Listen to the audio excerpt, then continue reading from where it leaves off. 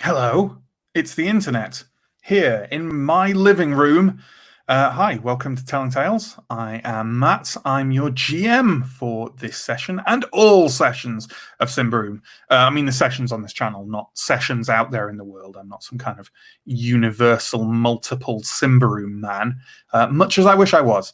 I'm sure that many of you will have seen Telling Tales before. We make storytelling actual plays of atmospheric, horror-drenched weirdness. And joining us for this stream, as he does for every Symbaroum stream, is our stream manager, John, who will no doubt say hello as soon as he's clicked a button. Or he'll just wave. Hi. There we go. That's not hello. It's not hello. No, you still haven't followed orders. You're a rebel. How are you doing, John? I'm doing all right. How are you, Matt? I'm great. Thank you for asking. Genuinely. Are you excited for tonight? Yes. For looking at the chat and moving our cameras around and flashing up art and stuff as you so ably do? Always. I'm always excited by the pressing of buttons and the engaging with chat. Would it be fair to say it's the greatest thrill you have in life? Yes. Good. Now that we've been reassured of that and a little bit depressed by it, let's wave goodbye to John and let's bring in our players. Shall we bring in our players? Let's do that thing. First off tonight, let's bring in Sam. Why not have Sam? Sam's great. Sam, aka Ascarai, who, before he says hello, I will point out is on mute. Yay! Not anymore. Not anymore. So, Sam, how you doing? Pretty good. I'm excited to see whether we survive or die against these guys who are being a bit mean. An eternal question for everyone at all times. Ascarai's. Oh, there's Ascarai's fancy new art. I think we debuted it last week, but it's still new to me. Damn it! Looking good. So, what's Ascarai's thoughts on this whole big murder investigation thing? I think things have gone a bit pear-shaped generally, and Ascarai is not. Things were all right when it just seemed like he was going to go kill some abomination and come back home with his 5 Thaler, but now it's looking a bit grim. Now it's come home with you. Yeah. It's no good. Rough stuff. Let's bring on Elle next. Elle, who plays Ephanea, the character that gives me the most trouble in terms of huge amounts of combat damage. How are you, Elle? Yeah, I'm good. I too, I'm excited to see what damage I can deal. For those interested in chat, I've just been looking up what to spend my experience on and have decided to save up. And my next purchase is going to be getting something in the next level up, which means that I get to ignore 1d4's worth of damage in combat every time I get hit.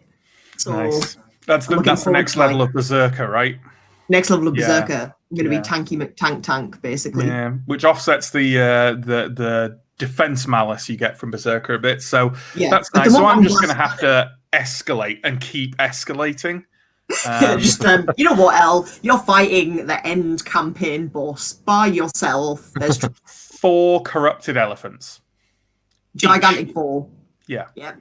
That's the plan. Let's bring on our final player for tonight because Mike is absent this week, and that means Anton is as well, his priestly Thea character. That's fine, because it means our healing will be a lot better. Absolutely. You've got 2 people who do healing in the group, but given Mike's roles, you'll be on double the healing tonight. So let's say hi to Chris, aka Steo. Hello. As in that's his character name, not like that's not his nickname when he's walking. It would be though, because actually it's humorous because it's common in kind of Dublin vernacular to put an O on the end of people's names. So, so it's actually really weird hearing people with O's on the end. So of if names. you were called Steve, for example, you'd be Steo. Yeah, you could be Steo. So, but you're not, are you? You're Chris. No, and you would never say that. Well, you'd be surprised. So our group is here. Let's have and there is Theo. Let's have a wee bit of a recap on events last week, and I'll do a wee bit of promotion, because why not? I probably should have done that before I introduced the players on, but what do you expect? Professionalism? Outrageous. So last week, we picked up in Thistlehold a couple of weeks after the events at Jackad's Heart, the siege that happened there, and essentially you were all kind of going on with your lives in the usual rhythms of Thistlehold, which included quite a few recent murders, including some by a person the populace has nicknamed the Flayer. A couple of you had encounters with a scholarly chap called Master Vernum, who basically alluded to the Copper Crown, with which you've had not directly some run-ins, but certainly some run-ins about the aftermath of its effect on the people of Thistlehold. And he seemed to be correlating these to the murders that are going on. But it kind of didn't give you much information or anything really to go on with that. Steo then had a meeting with Dirac, his contact and friend in the City Guard, who basically alluded that he can't officially put you on any kind of investigation into the Flayer or the Copper Crown, but if you wanted to take a look at it, he could probably find some funds to push you away. Anything else? I think Askarai had a meeting with Urfons, the goblin who works for Mother Mahera's agency, and basically was coerced into actually signing up after a bit of resistance. And then I think that was mostly it until we hit the final scene where you literally bumped into, in the street, a young woman who was being chased by some agents of Baumello, the witch hunter who you had worked alongside not so long ago. And they want the young lady for malicious acts of dark witchcraft, which she claims to have no knowledge of. And when you tried to calm the situation, they basically gave you a kind of ultimatum, like, give us the girl or weapons will be drawn. And you kind of went, well, hang on. So they drew their weapons. They did also say that Baumello is in the city, which we... Yes. Whereas Anton, that's well reminded there, whereas Anton has been sent by his colleague / slight superior / man of many cloaks. He's been sent off by him to Glimmervan, the place where Baumello had gone, and where the church was convinced he still was. So, woo, what's going on there? Oh, I'll find out until next week when Mike comes back. But in the meantime, we've got a rumble to get on with, haven't we? Yes. So we're going to head straight into... Oh, I said I was going to do some promotion. Sure. Very quickly, social media and Patreon down there. If you want to support us, that's great. And we have a new series on Mondays, which started this Monday gone, of Vampire the Masquerade, 5th edition. Please join us for that as well. There we go. There's your promotion. Now that's professional. Yeah, combat. John, can you give us an initiative in the private chat here, please? And can you work in Baumello's henchmen, who are at quickness 10? Thank you so much. Which I probably should have given you before all this started, and therefore you would have, Oh, and vigilance there. Vigilance is also 10. Yes, as Pierre says in the chat, this will be a rumpus, a darn tooting ruckus. I'm now happy that I know who a blind orphan is, because I've wondered this every single week. In general, or the one? All the time. Yes, it plagues me. That is indeed Pierre, who, if you want to catch playing a vampire, you can do so on Mondays at 8:00. I would say British Summer Time, but it will actually be Greenwich Mean Time as of next week. I think John... But you won't notice if you live in the... John is asking about vigilance. Oh, apparently he knows the vigilance. Yes, I passed it on to him. So, Askarai, or does your long attack will hit first, won't it, Steo? I think it's pre-general combat, right? Well, it's a reaction to anyone entering my sphere of influence. So, well, they are entering your sphere of influence. They them weren't that gonna far get from you. poked. They're gonna get poked. Okay, there's 5. There aren't 5 of them. There are 4 of them. And I think 2 of them are gonna go for Steo. He's the most obviously armored. He's got the biggest weapon. He maybe immediately looks the most formidable, although we all know that's wrong. Hey, they're not nice guys. They're probably a bit misogynist as well, so it's all fine. But yeah, okay. So one of them, 2 of them are coming for you, Steo. So feel free to make your attack on them. Their defense is a +2, so they're pretty easy to hit. Okay, so I'm rolling accurate. You are. So I need to not roll 17, 18, 19, 20. You're accurate 14. Accurate's 15, so 18, 19, 20. Yeah. So I get one of them, and I critically fail the other one. I don't think you get an attack on both of them. I think you just get one long strike. Okay, fair. Well, that's a 20 burnt then. Thank you, probability. That's good. Cool. So give us your damage roll. No, that's a D12, D10. A respectable 5. Respectable 5. Okay, your the blade of your halberd kind of basically slices through their scale mail a little bit, and you're pretty sure you got a poke in. Okay. On this guy's chest, but he's still coming. It's definitely a light wound. Just to describe them, by the way, and also visually, John, do you want to pop up the image of the ogre who is leading them, but currently kind of standing back from the conflict and just kind of watching with his arms folded? And this will show you the armor they're wearing as well, because the ogre is wearing similar, but obviously much larger armor. Are there 4 of them plus the ogre, or 4? There are 4 of them plus the ogre, but only the 4 henchmen are coming for you. Okay. Yeah, that's what the ogre looks like, and that's similar to what the. Are the henchmen just human? Yeah, they're all human. 3 men and a woman. Just very, very. They've definitely got the look of goons about them. You know, a bit of thuggery in their eyes. Yeah. Okay, so that's Steo's free attack. So Askarai, what are you going to do? One of them is coming for you. So if you want to kind of like, they are like a movement away, right? So if you wanted to like inconvenience one of them, you could if you move. I'm going to say if you move back from the general conflict. As far as you can, then it's going to take them another turn to get to you. Yeah.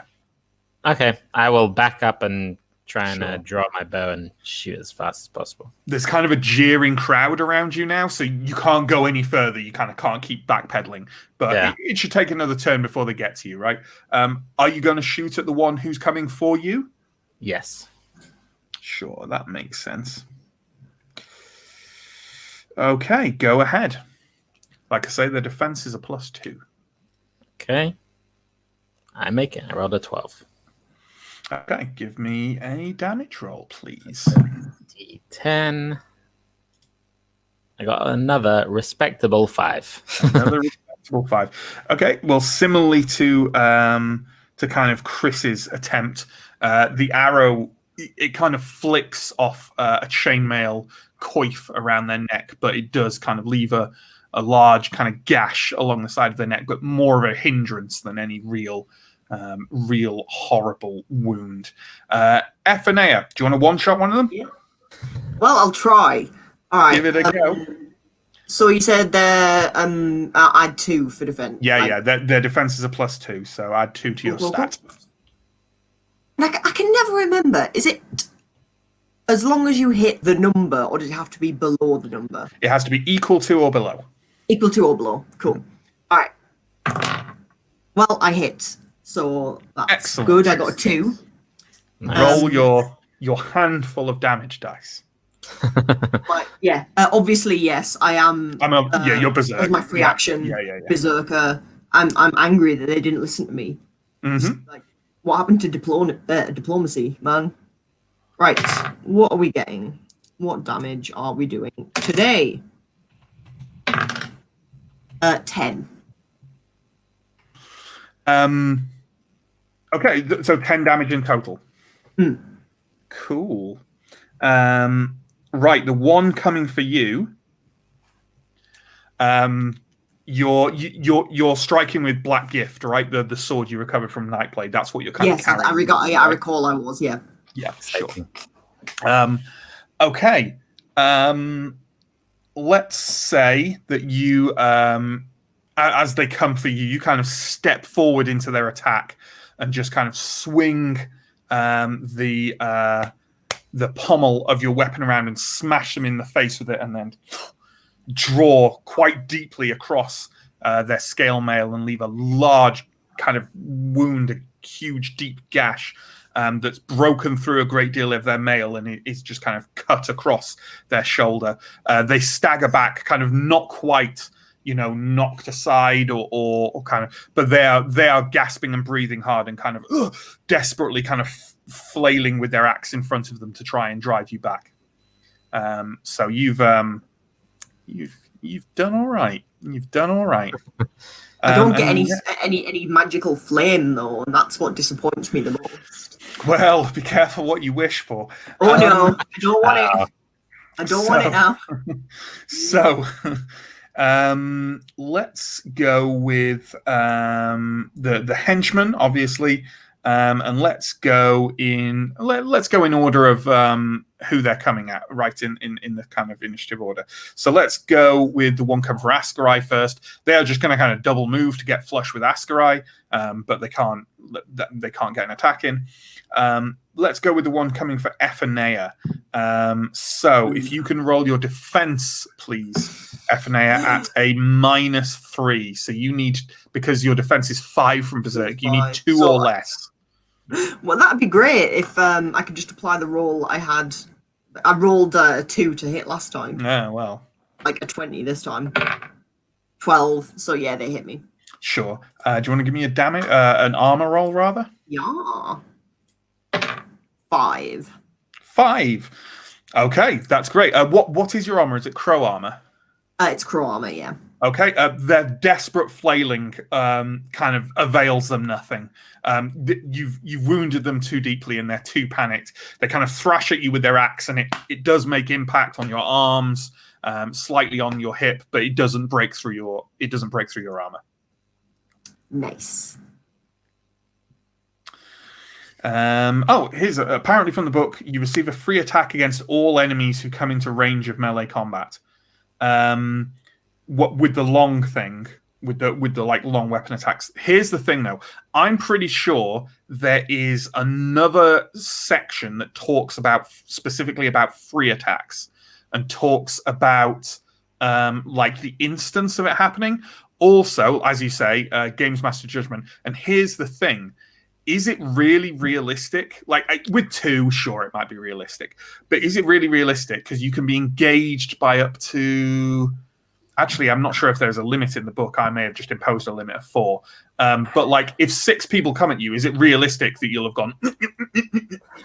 Like, it's a bit weird, isn't it? It's like himself sprinkler. Is that what we are? Yeah. Machine gun halberd. We won't retcon anything, but it's something we can talk about later. Hey, chat, if you have any knowledge about Symbaroum or any opinion on the matter, let us know what you think, and we can either house rule it or we'll think about how it works later.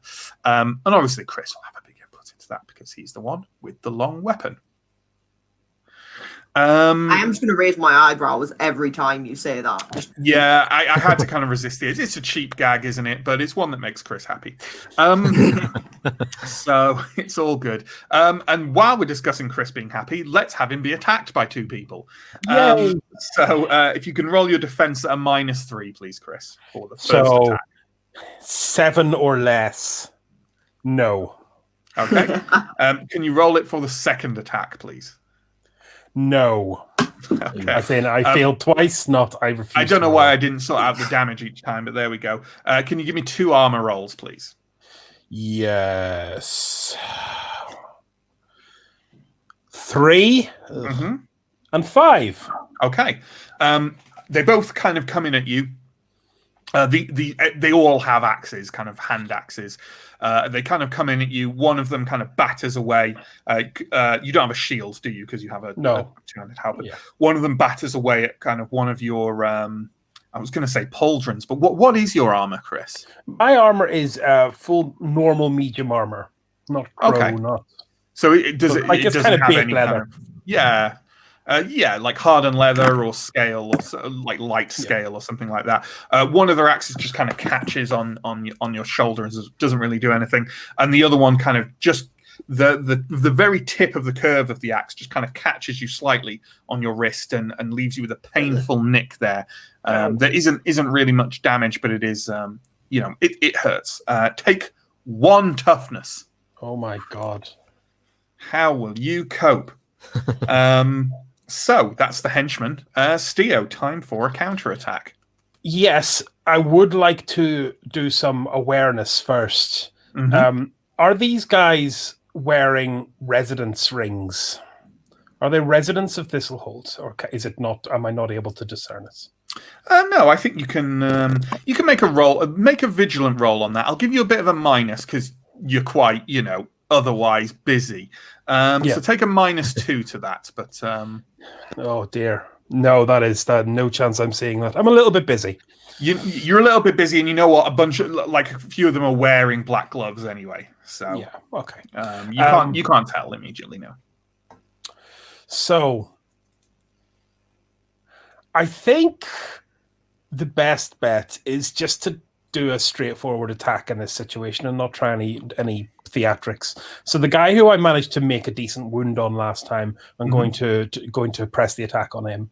Sure. I would like to maim rather than kill if at all possible. So I would like to call a shot for a leg or an arm or something. Sure, yeah. I think you're being mildly optimistic of the results of this attack, but we will, yeah. Yeah, well, look, maybe it's a 1. Sure. So it's yeah. Hey, there we go. Right. Nice. So is that our first example of a critical in combat? I think so. No, it can't be. It can't be a perfect hit. I don't know if it is. I'm sure we have. I thought FNA crit the Nightblade. Mega boss. Did. I don't think you did. I think it was just your regular attack that killed it. So long ago. Yeah. Something happened, but I can't remember what. It may be. I think it may be, but regardless, it's a perfect hit, and you get an extra D6 on your damage roll. So give me your damage rolls, please. Okay, so my D10 comes up with a 9. Oh, nice. Alas, the D6 returns a 1. Okay, so that's 10 in total, right? Yes. Okay. The first one, because they definitely seem overconfident as the two of them try and kind of override you and kind of bully you further back, but you hold your ground. You see an opportunity where one of them kind of feints and goes to the side, and the other one's going to strike, and you read it. As you've done on many a battlefield before, you just see it in his eyes. You know which one is going to go for you, and you take a step back, brace your halberd against the floor, and thrust forward slightly. And the tip of the halberd just pierces into the guy's side, and he peels himself off the halberd and kind of howls and staggers backwards. Still up, still alive, but gravely wounded. You've gone over his pain threshold. So he's going to take disadvantage on everything going forwards. Also, do you want to knock him prone, or do you want an extra attack? I would like to knock him prone, please. Okay. So as I said, still on his feet, and he is momentarily until you basically move forward another bit and swing your halberd, crack along the side of his head, and he drops to the ground. He's kind of, trying to pick himself up from the mud. Ah! Not having a good day. Nice. Very nice. So All in a day's work, isn't it? Absolutely. Background to the beginning. Askarai. So you've got a guy in front of you, and he's about to attack you. I would say that you can fire at him again before it becomes, because he's not quite engaged with you yet. So I think you can fire your bow at him again if you want. If you don't want to switch to your dagger. It's up to you. I think I will switch my dagger just because next turn I'll have to be switching to my dagger while he's all up in my face, and sure, it seems better to switch before I absolutely have to. Sure. So I will just switch my dagger as fast as possible and take a stab at him. Take a stab. Now, this applies your new feint ability, right? Yes. Which means, correct me if I'm wrong, that is it also vigilant, or is it? It's discreet. The cat can choose to attack with discreet instead of accurate with a short weapon, which my dagger is, and every such attack gains the same advantage as if the opponent was surprised. Pretty nice. Yeah. So with an advantage, that means that you will get +2 on your attack roll and plus D4 to damage. So that means that you're rolling, incorporating their defense, you're rolling at a +4 to your discreet. Okay. So pretty sweet. I did not make it. I rolled a 19. Oh, dear. You draw your dagger, all ready to use your fancy new feint ability and kind of, try and trick him with a bit of the old writing your name in the air, and he just bulls straight through that and is coming for you with an axe like, "Argh!" Still practicing. He's the most intense of the henchmen. Yeah. Okay. Ephanea. Okay. I guess I'm going to go for the one that's I notice Askarai's slight failure and attempt to. You absolutely can. You absolutely can, but if you try and disengage from the one you're fighting, they get free action. They will get a free attack on you. Yeah. In which case, I'll just continue fighting him. Yeah, fuck the changeling. Fuck the changeling. Like, racism is abound in Thistlehold, apparently. Nice. Right, 17. Whew, just. Cool. That was at the +2. So yeah. Okay, so give me your damage roll, please.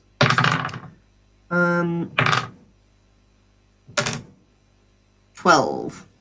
12. Nice. Lovely. So that, let me reduce. I don't know why I'm scrubbing that out. That's a piece of information I badly need. So that reduces to that. And see, here's where my mental arithmetic comes in, which is terrible. I think we can safely say that. So basically, he.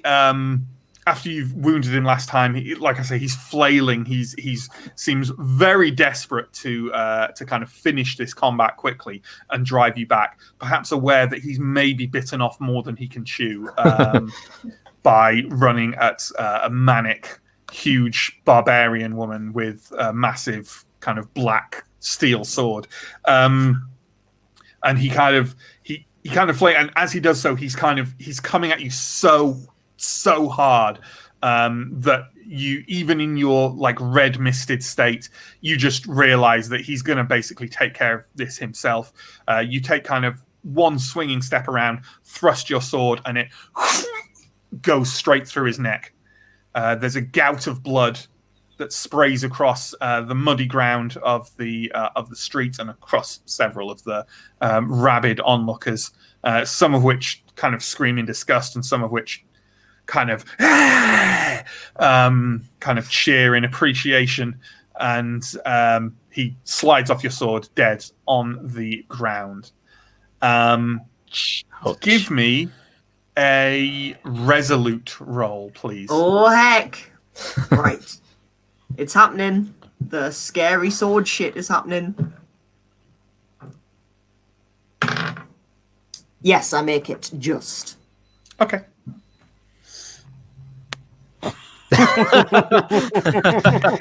Oh God!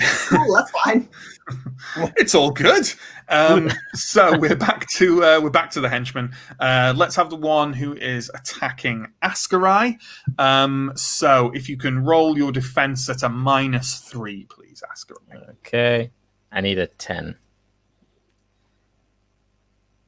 I got a 13, so I don't make it. You don't make it. Give me an armor roll then, please, with your mighty armor. I got a 2. Okay. Yeah, he catches you with the axe.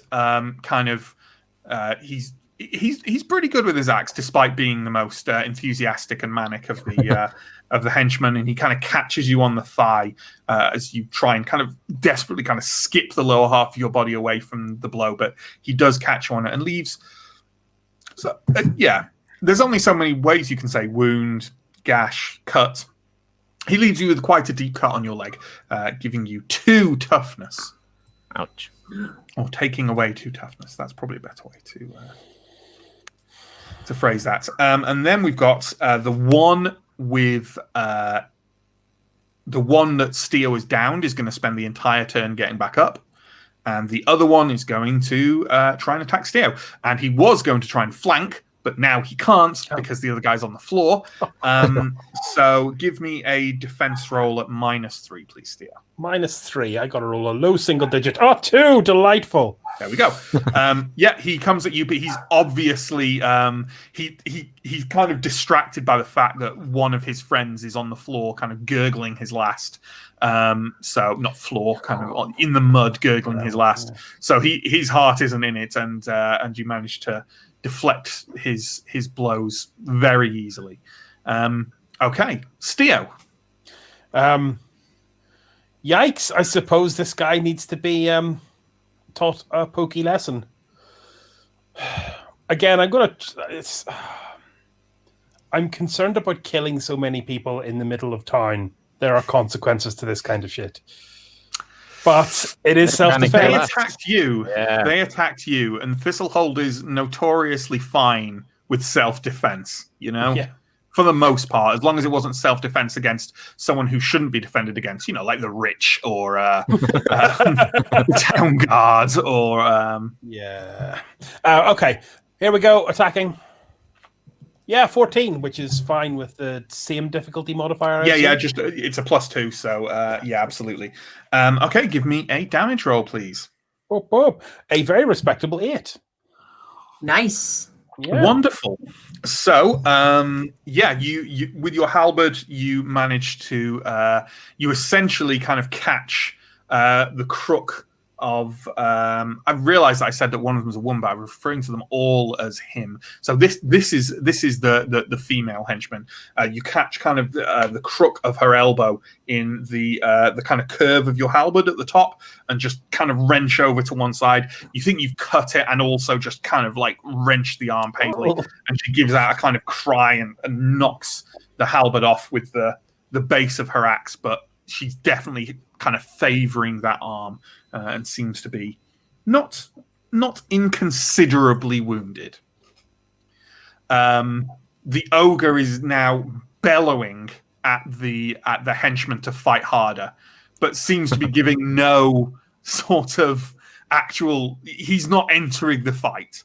He's just kind of like, you know, yelling at them in a rather derogatory fashion that Baumello expects more, sort of thing.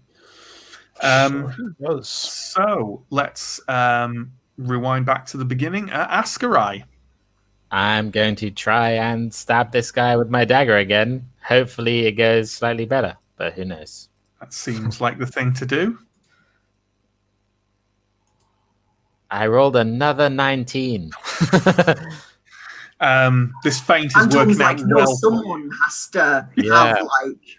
Someone's got to do it. I'm soaking up all the bad luck. Someone's got to do it.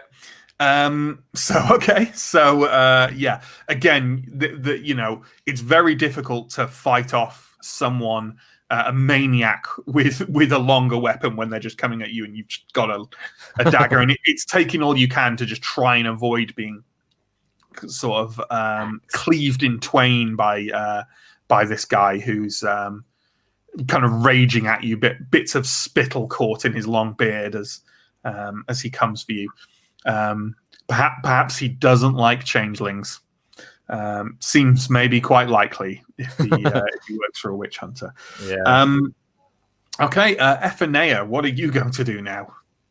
So who have we got left? We've got Ogre. Is Ogre actually engaging, or is he just shouting? The Ogre is just he's standing back and shouting.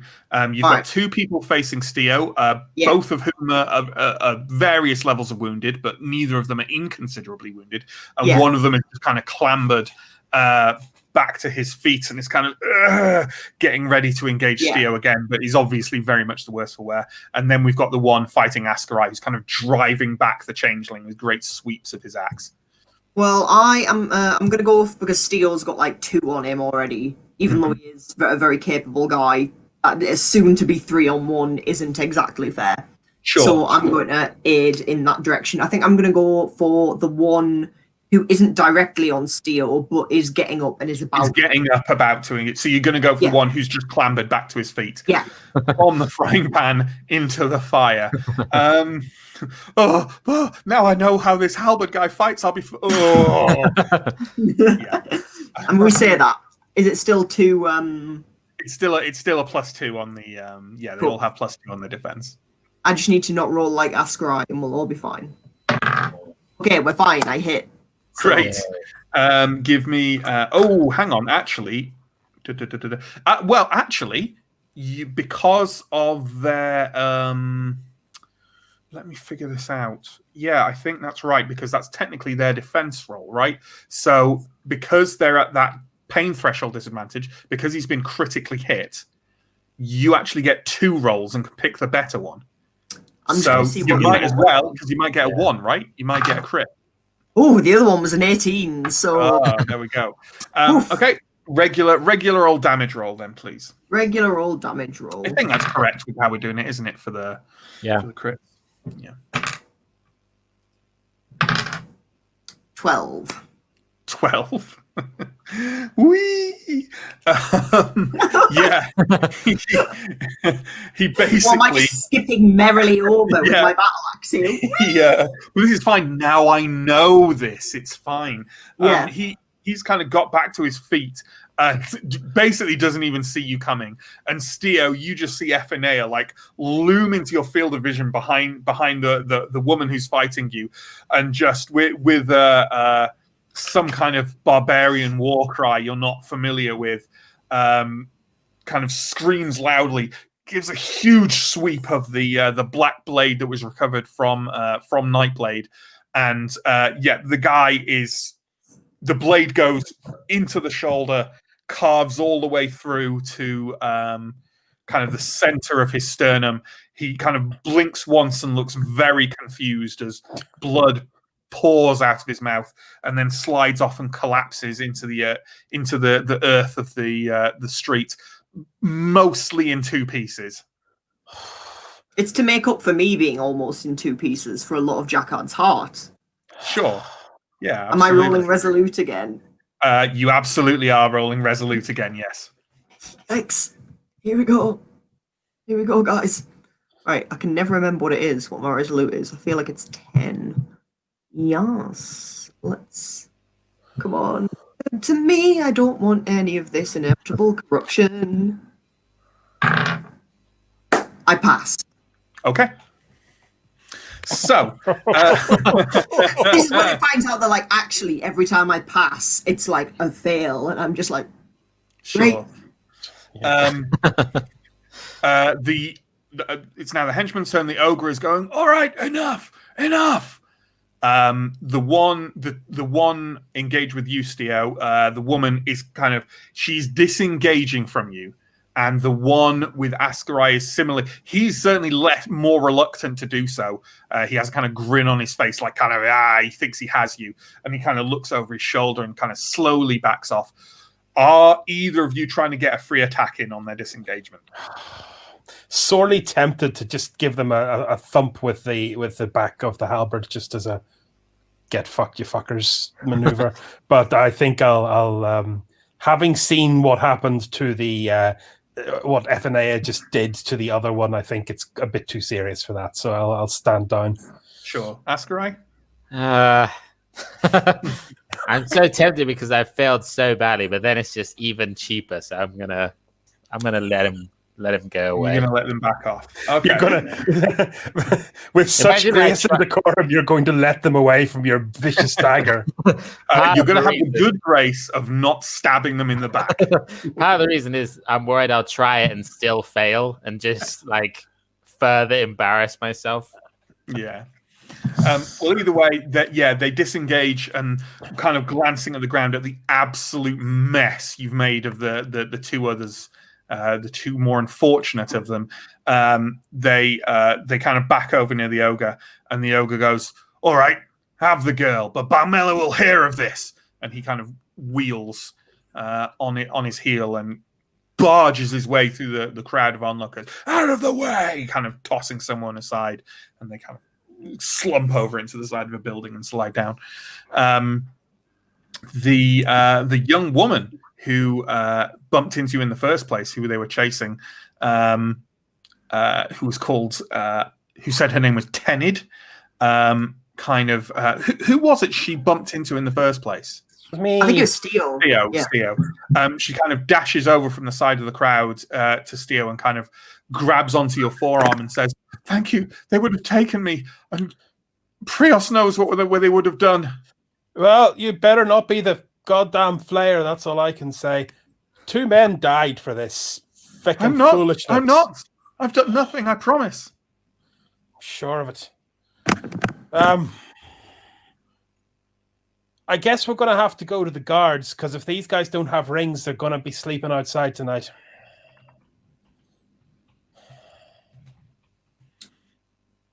I mean...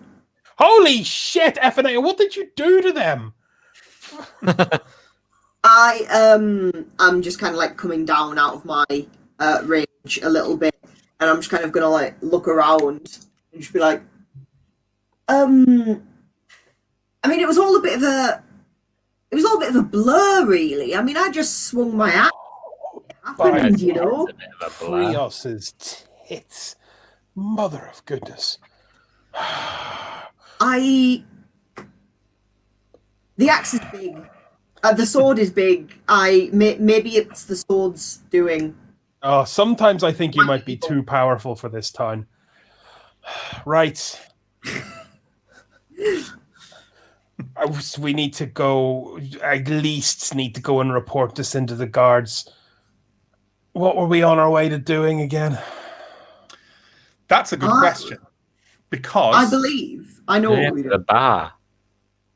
Yeah, we were checking up to see if the salons drunkards... of Symbaroum. Yes, we're going to the salons of Symbaroum to see if the drunk guy was there. If there was any extra information on what he saw. No offense, Ephenea. I fucking hate that place.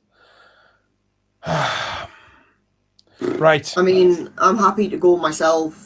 No, just give me a second. I want to check these guys. I want to make sure they got rings and see how much of a headache this is going to be to write up. I'll go over to the bodies and... Sure. You have to kind of wave off kind of a couple of mucky kids of indeterminate gender who have already started rifling through the body's pockets. And you kind of wave them off and kind of examine their hands. Nope, no rings. No rings. Okay. It's a lovely bit of world building stuff, but out of character, do you want to explain to the audience and perhaps your fellow players what significance the rings have? So Thistlehold is kind of like modeled on a traditional free port trading town.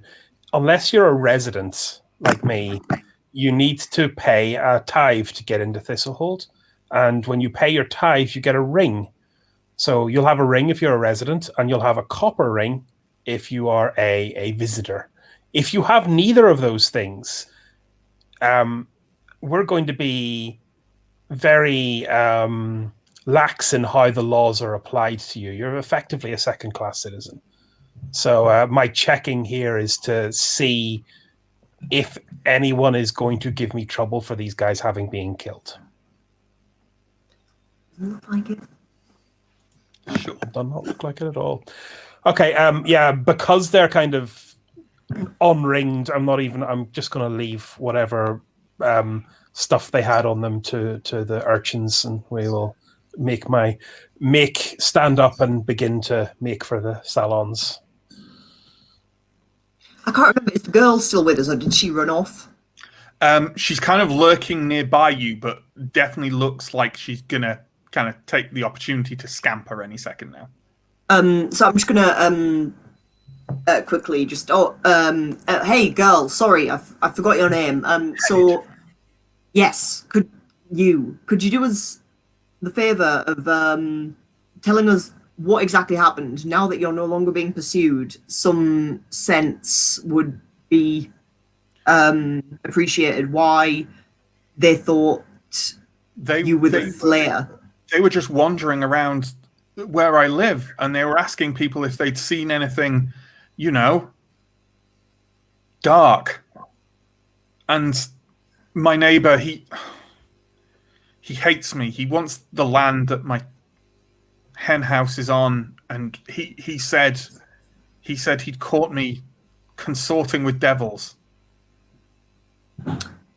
So I'm gonna, kind of look her up and down. Is there like any way that I can kind of like ascertain if she's kind of telling the truth? Yeah, absolutely. Just give me a vigilant roll. I shall do. Let's see. I absolutely do not make it. So, yep, she's definitely telling the truth. You really can't tell. Yeah. Well, yeah, I'm just going to kind of like, cast my eye over her and say, well, I know that occasionally appearances can be deceiving, but it looks like you pose no threat to Thistlehold, and it looks like it was sadly just a case of malice on your neighbour's part.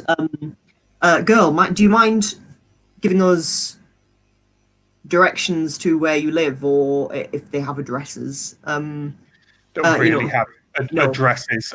She kind of the vague area, just so I can pass on to the guard that your neighbour has essentially caused the death of 2 men.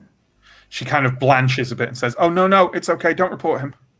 Yeah, I'll be kind of snickering a bit at this, as if the city guard are going to have time for this kind of stuff. God, I'm too innocent and pure, it would seem. You suspect that because it's not like he's committed, a direct crime, that would only antagonize the situation further, perhaps. Okay. Well, in which case, I shall leave it be. But if he ever bothers you again, girl, come to the Fortune Hunters Guild and ask for FNA. I'll sort it out for you.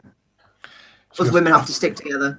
Oh, thank you. Kind of bows slightly to you and then scampers off into the kind of the dissipating crowd. Now everyone's kind of going around their business, just kind of walking along the road and going, stepping out of the way. Stepping out with the occasional person kind of going, occasional person. Gross. What is that? So, shall we go to feckin' salons? I guess so. Yeah, I mean, that's, what we originally set out to do before all this nonsense. Salons and guards. Sure. Right. Let's get going.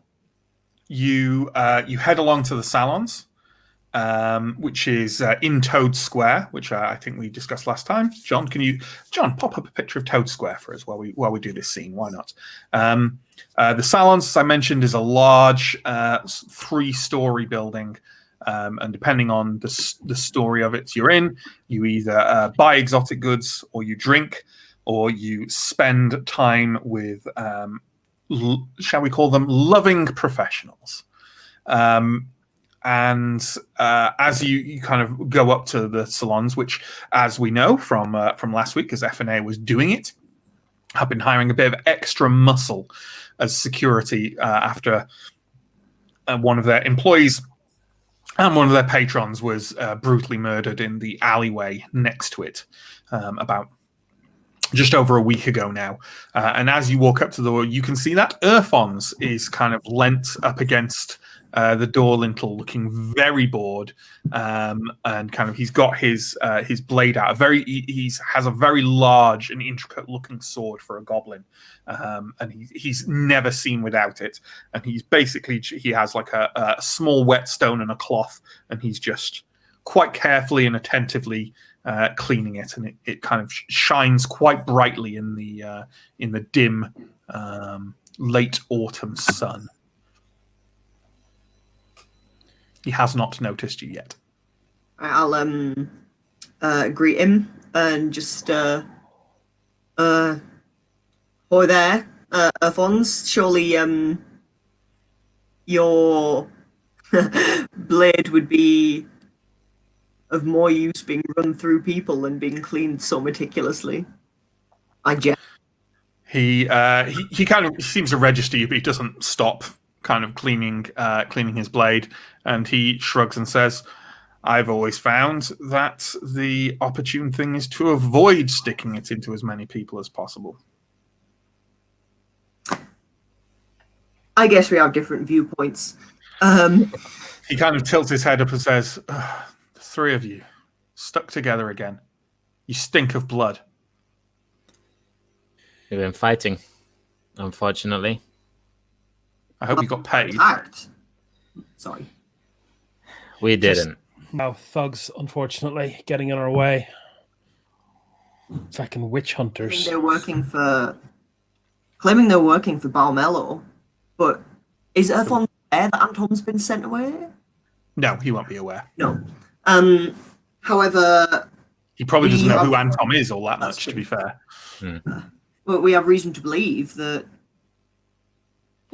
these cretins are lying. For one, our priest has just been sent away to Glimmervan, where Antom supposedly still resides, where Balmello supposedly still resides, and yeah, this flare business is causing far much more ruckus than we originally thought. There was an innocent woman being accused of being the flare, had an ogre and 4 thugs set on her.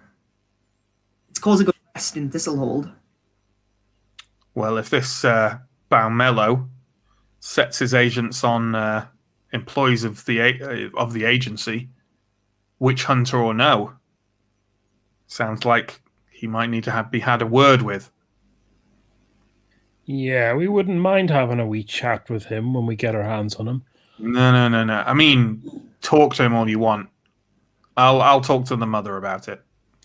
Don't see if we can do it politically.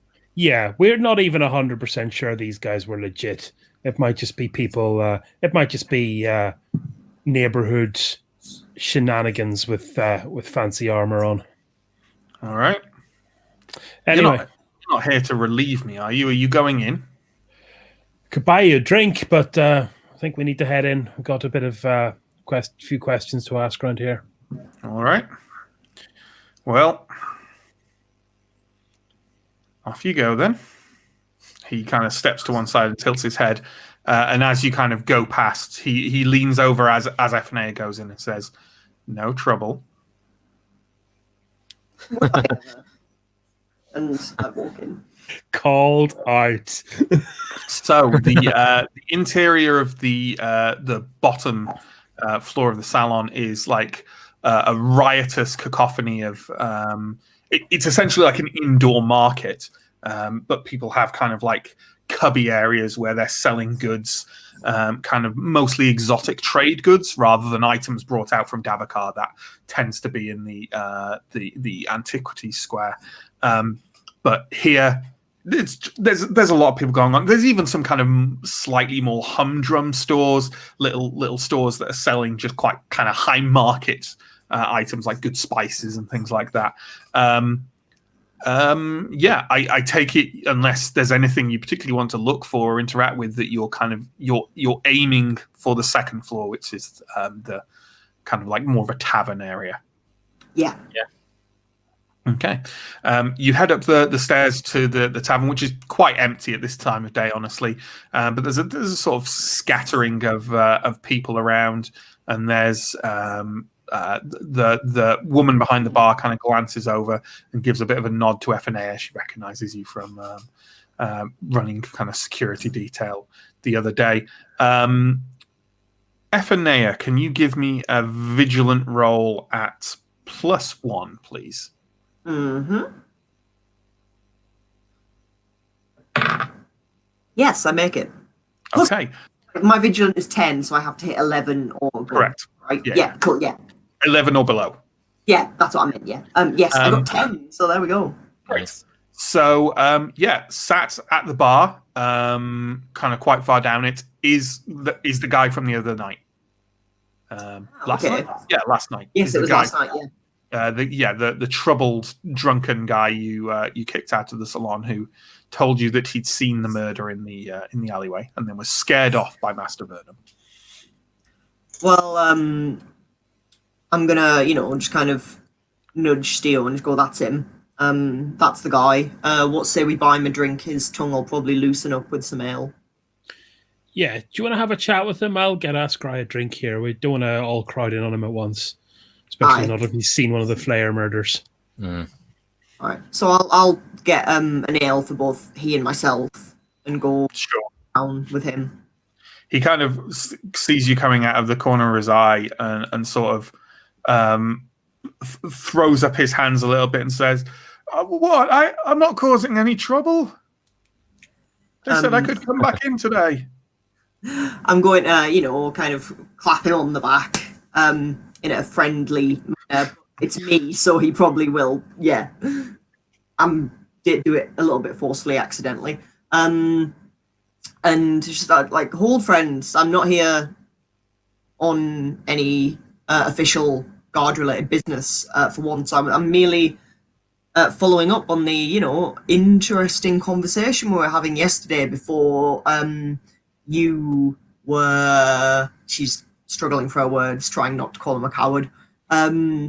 So bravely went to search for help when we were accosted in the alley. Yes, well, obviously now I know it was just. I mean, it wasn't, was it? It wasn't that thing again. I'm here. If it was that thing, I mean, I like to think I would have slain it, but I would not be looking as well as I am now. Right. Well, yes. I suppose I could take a drink. He kind of accepts the drink off you and places it next to his existing one. Excellent. So I was just obviously our conversation got rudely interrupted by the intruder from yesterday. So I was just wondering if we could perhaps continue it. Is he slightly less drunk than he was last night as well? Yeah, he's like slightly tipsy, but not so much. It looks like maybe he might not have been here that long. Yeah, I was just hoping that you could tell me in greater detail exactly what it was that you saw that evening go down in that alley. I likely told you everything I know. It was, I mean, you mentioned something about a beast and a tall human. Did you see the actual murder take place? No, I heard some screaming, but I saw much of the beast. That was it, really. I'm sorry. I don't think I can help you anymore. I think well, I mean, have you talked to the sellsword that was there? There was a sellsword there? Aye. He's called Alcared. Comes in here now and then. He saw it as well. Oh, fantastic. Well, this information is very helpful. Thank you for your aid. I'm going to put however much a beer is. I'm assuming it's like an Orteg or something. Yeah, sure. Yeah. And like put down a coin from just, buy yourself another beer. My good man, thank you for your assistance.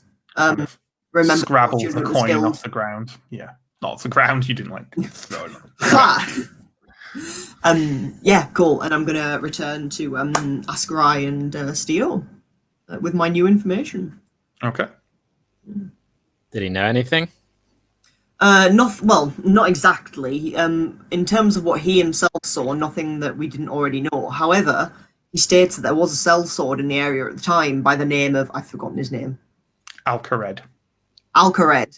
And apparently he also frequents this establishment, so it could be worth asking either asking him or asking the bar staff if he's been in today or when he was in, where he hangs out. Got some. Oh, I want to go and report our altercation to the guard post, and maybe I might be able to get some information about this Alcarid feather. If he's a sellsword, we probably have someone might know about him. Earthons might know him if we ask. Earthons probably might know about him if we ask. Good shout, Ascarai. But Earthons is closer. Let's drink up and move on. Yeah. All right. I'll down my pint. Okay. So I take it you're kind of all heading outside. And talking to Earthons on the way. As we go through the kind of marketplace on the first story, you'll kind of see me looking over armor vendors, especially anyone's carrying kind of ex-Ambrian military stuff and kind of. There is definitely someone who's selling that kind of stuff. Ex-Ambrian military is the right way to put it. In fact, they seem to be selling kind of current Ambrian noble military gear for a pretty penny. So clearly there's still someone in the old country knocking this stuff out. Must be at the very north where people can kind of still live. Yeah. Yeah. If there's a price written on it, I'll make a little mental note. But I'm kind of just giving it the side eye. This is the kind of place where the price is not written on. Okay. I mean, you saw how much it cost for like a set of plate mail. This is not your standard plate mail. This is fancy gear. This is going to be more expensive by an order of magnitude than that. So, we're looking at you'll be lucky if it isn't in triple figures of Thala. Yikes. Oh. Just giving it the old envious eye. Sure, yeah. A fair few other people are kind of, even if they just walk past, they're like, look at the fancy gear. Trying to drop hints for Christmas as well, given that it's coming. Yeah. So, Earthons. That's tickled me. Well done. Earthons is at the door again and kind of glances up as you come out. That was quick. Mission accomplished. Do you have any one by the name of Alcred on the books? He's not on the books, but I know who you mean. He's not a fortune hunter. He's just a straight up sellsword mercenary. He leases himself out, occasionally to Night Pitch, occasionally to the guard, occasionally outside of Thistlehold. Not really enough for us to, he glances at Ascarai, encourage him to join. Fair. Do you know where where's his usual place? Couldn't really tell you. I've not spoken to him myself. I just know him by reputation. Gets the job done when he's not in his cups. Damned if I'm coming back here again to fucking scope him out. Let's go to the guards. Maybe we'll come up with some inspiration on the way there. Yeah, maybe they know where he is. Happy to do that, and we need to report going on anyway. So, when you say you're going to the guards, are you like going to the local guard post, or are you going to the guard barracks, which is right by the south gate of the city? Yeah, so it's probably the other side of the city. I was thinking more kind of, we're close to the north gate, so I'm thinking maybe the north gate post. Sure. The other two, Ascarai and F&A, are going up there as well? Yeah, I'm happy to. I'm just going to follow Steele's lead on this one. Sure.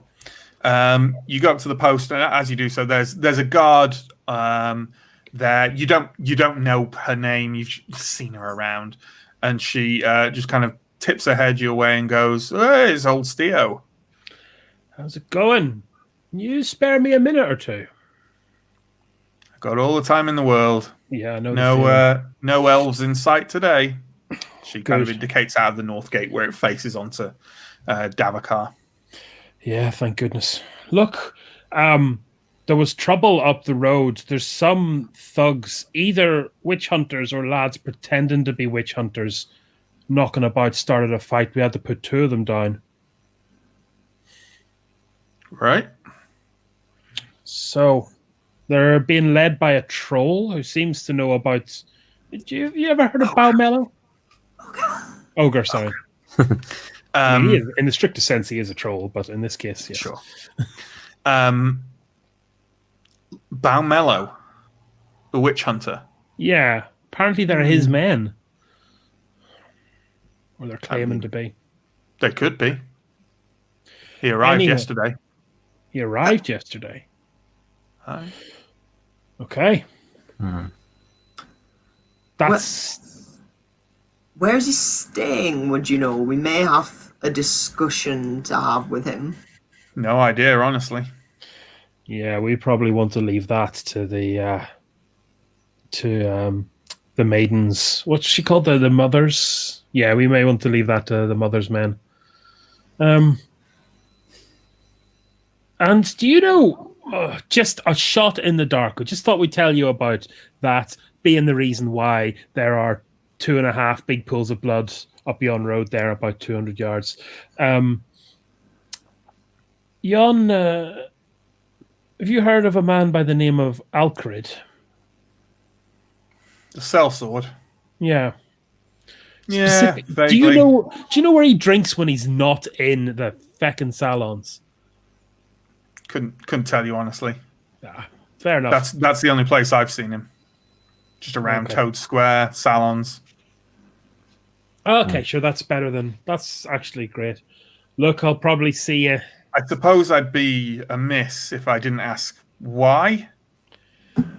Trying to doing some light and semi-official work into the flare. Trying to figure out if we can't track it down.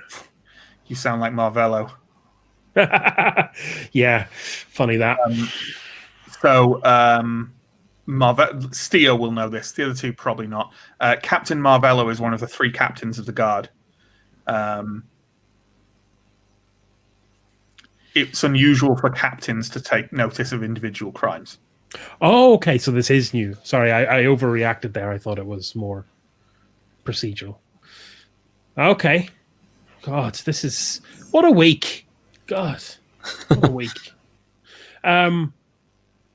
Well, thanks. I'll be back. You know me. I try and do the South Gate, but if I'm unlucky enough to get sent up here again, I'll buy you a drink. I'll hold you to it. Sure. She goes back to very dutifully guarding against elves, by which I mean lightly dozing. Yeah. What's the name of the captain? Who's Marvello. Marvello. He's the captain who his kind of remit usually does cover the north gate rather than the south, but most of the time he would be found at the guard barracks because all the guard captains just kind of work there. So you've had some minor interaction with him before, but he is most definitely Dirac's boss. Yeah, I got you. Let's not go knocking on his door unless we got a damn good reason to. Oh no, that wasn't the sense I wanted to give over. Just he's the guy in charge of that. Yeah. Of there. So, I'll walk away kind of somewhat purposefully, but I don't really have a direction I want to go in. I just kind of want to get enough space between us and the guard tower so I can chat to these guys out of its earshot. Sure, you can kind of walk down to, like, you can go to Toad Square. No one can overhear you in Toad Square. There's just so many people roaming around. Like, you can't be overheard. You might be pickpocketed and occasionally murdered, but not overheard. So we've got this Alcarid guy we can track down if anyone wants to spend another 4 hours in the Salons of Symbaroum. I mean, obviously... Go ahead. Sorry, yeah, continue.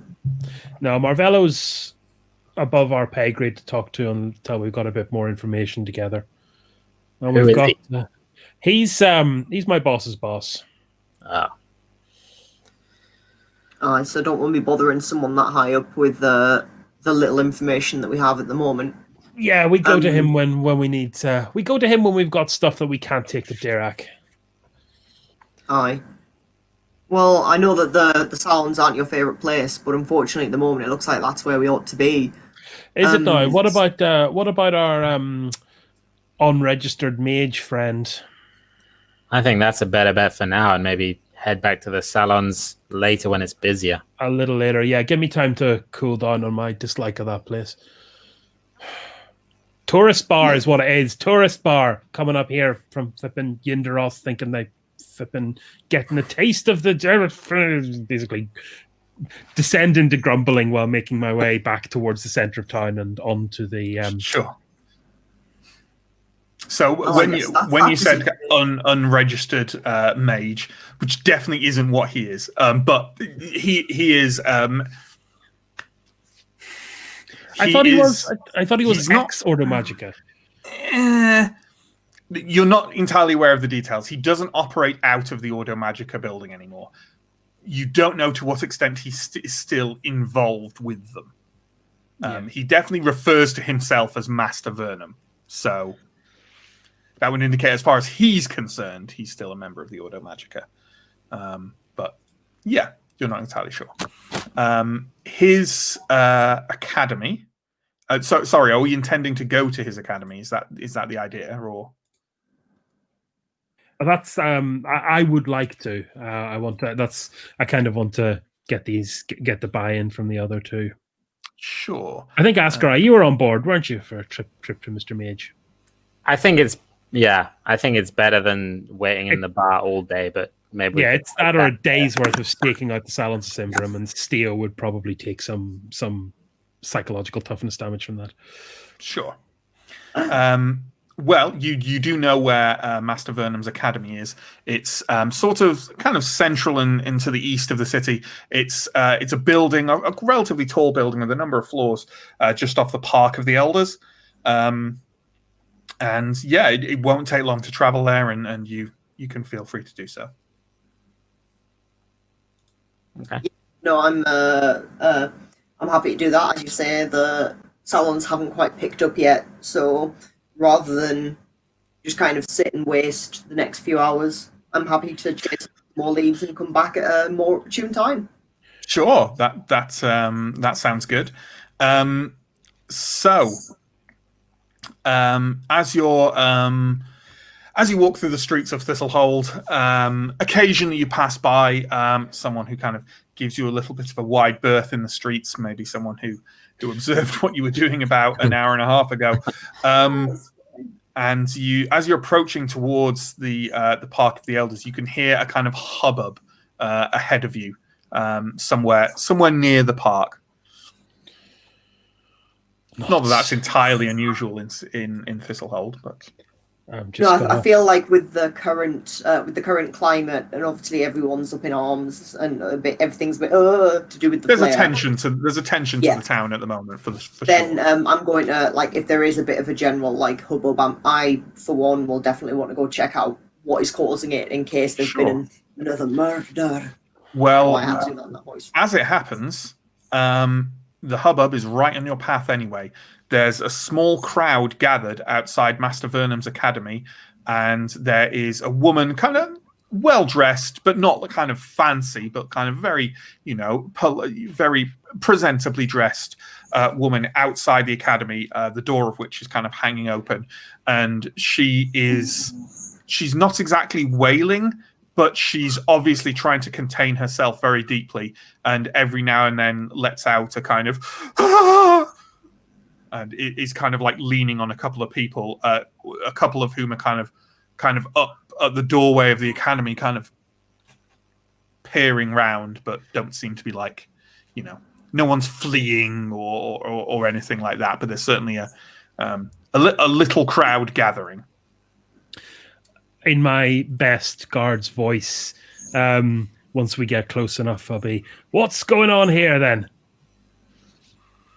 A few of the people gathering kind of peel off discreetly and like, well, I've seen what I need to see, and wander off. There's kind of a man and a woman who are kind of like, sort of not exactly comforting, but certainly trying to get more details out of the crying woman, and they kind of look over at you and go, something in there. The crying woman kind of looks up at you and kind of blinks through. Now you see she's not crying. She seems to be kind of. In fact, let's.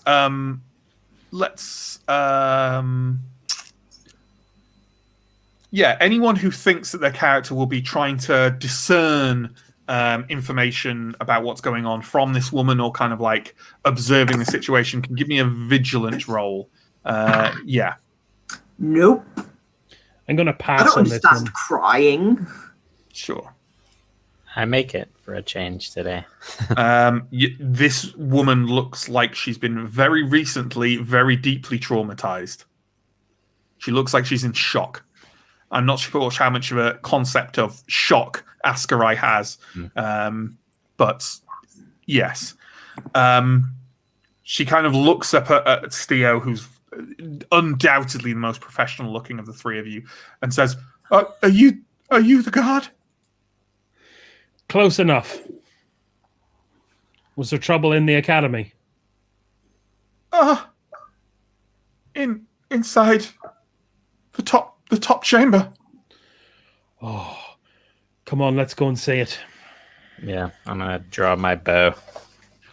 She notably, she kind of staggers behind you, but stays by the door and is kind of like holding onto the lintel and peering up as you enter. The inside of the academy is a very, very well laid out building. It's wooden, but it's kind of very nice paneling. There's a little kind of waiting room to one side as you go in. It's got kind of a chair and a table and some like little like scripts and kind of a half-eaten lunch. And as you go kind of up one set of stairs, you see that there's various rooms on either side of you, most of which have like someone's name written on them, and they typically have like a kind of academic appellation before it, like Master so-and-so or Professor so-and-so. You go all the way up. It's five floors, and then nothing seems out of place at all. And then you reach the top, which is like the building kind of narrows as it gets to the top. So there's only really room for one chamber at the very top. And the chamber door is kind of slightly ajar. And on the front, it just says Master Vernum. Well, let's see what our boy's been up to, I guess. I'll kind of hold Ethanea back and kind of go, I'll go in first. Your armor is not as good as your axe.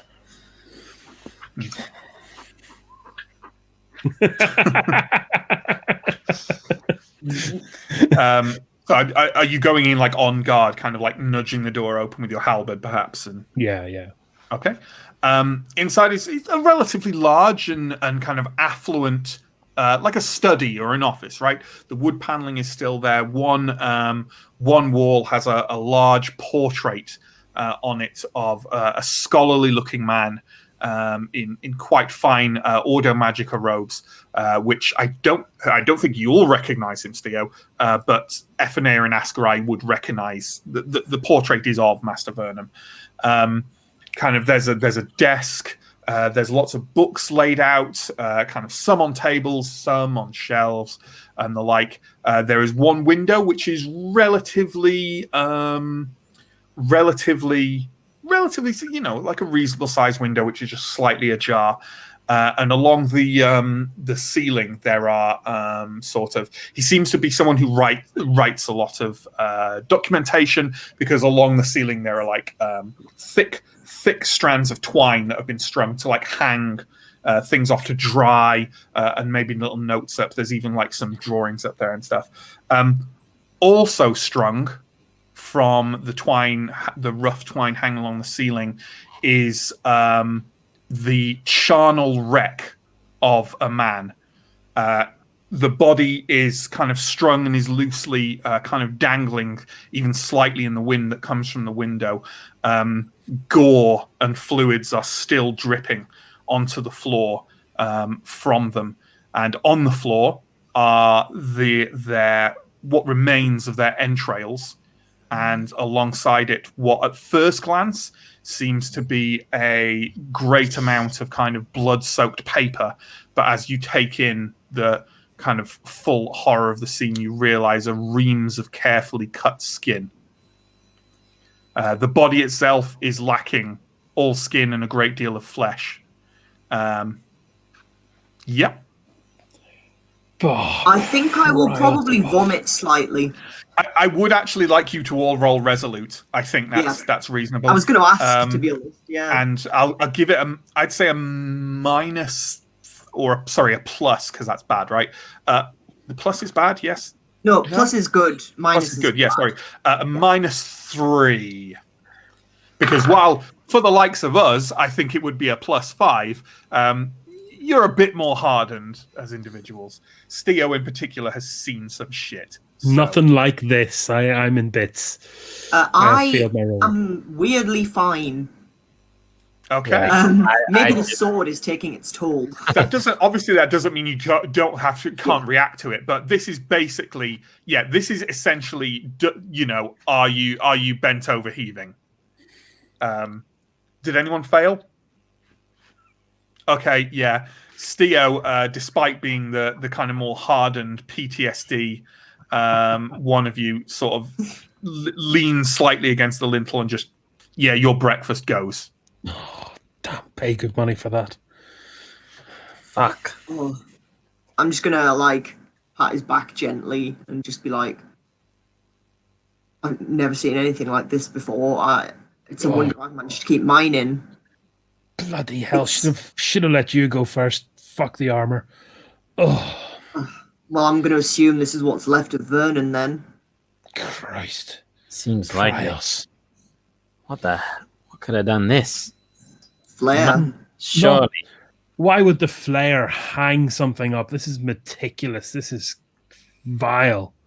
Yeah, but the skin, right? Like, if it's going to flare, he is well and true. No one can argue that he is not flayed. Oh, God, I'm not up for this.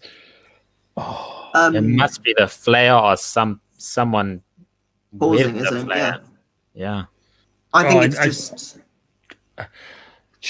Ask see if you can find his notes. Oh, my God. I can't need to stand outside. I'll excuse myself and stand outside the door to this chamber.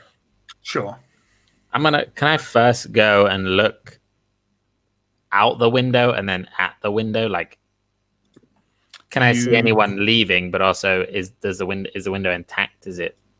You absolutely can. Can you give me a vigilant test? Yep. I make it. I rolled a 3. Okay. The first thing you notice is that the window and the frame are completely they're unharmed for sure. No one's broken in here. Mm-hmm. You notice as you kind of step over to the window, you look down and manage to avoid literally a bloody footprint on the floor. It is leading to the window, and as you kind of glance out, you can see on the sort of tiled roof of this, which is at an angle, but not a horribly steep one, that there are splatters of blood out there as well.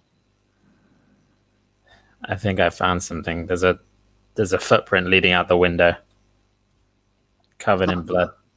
But we're 5 stories up, aren't we?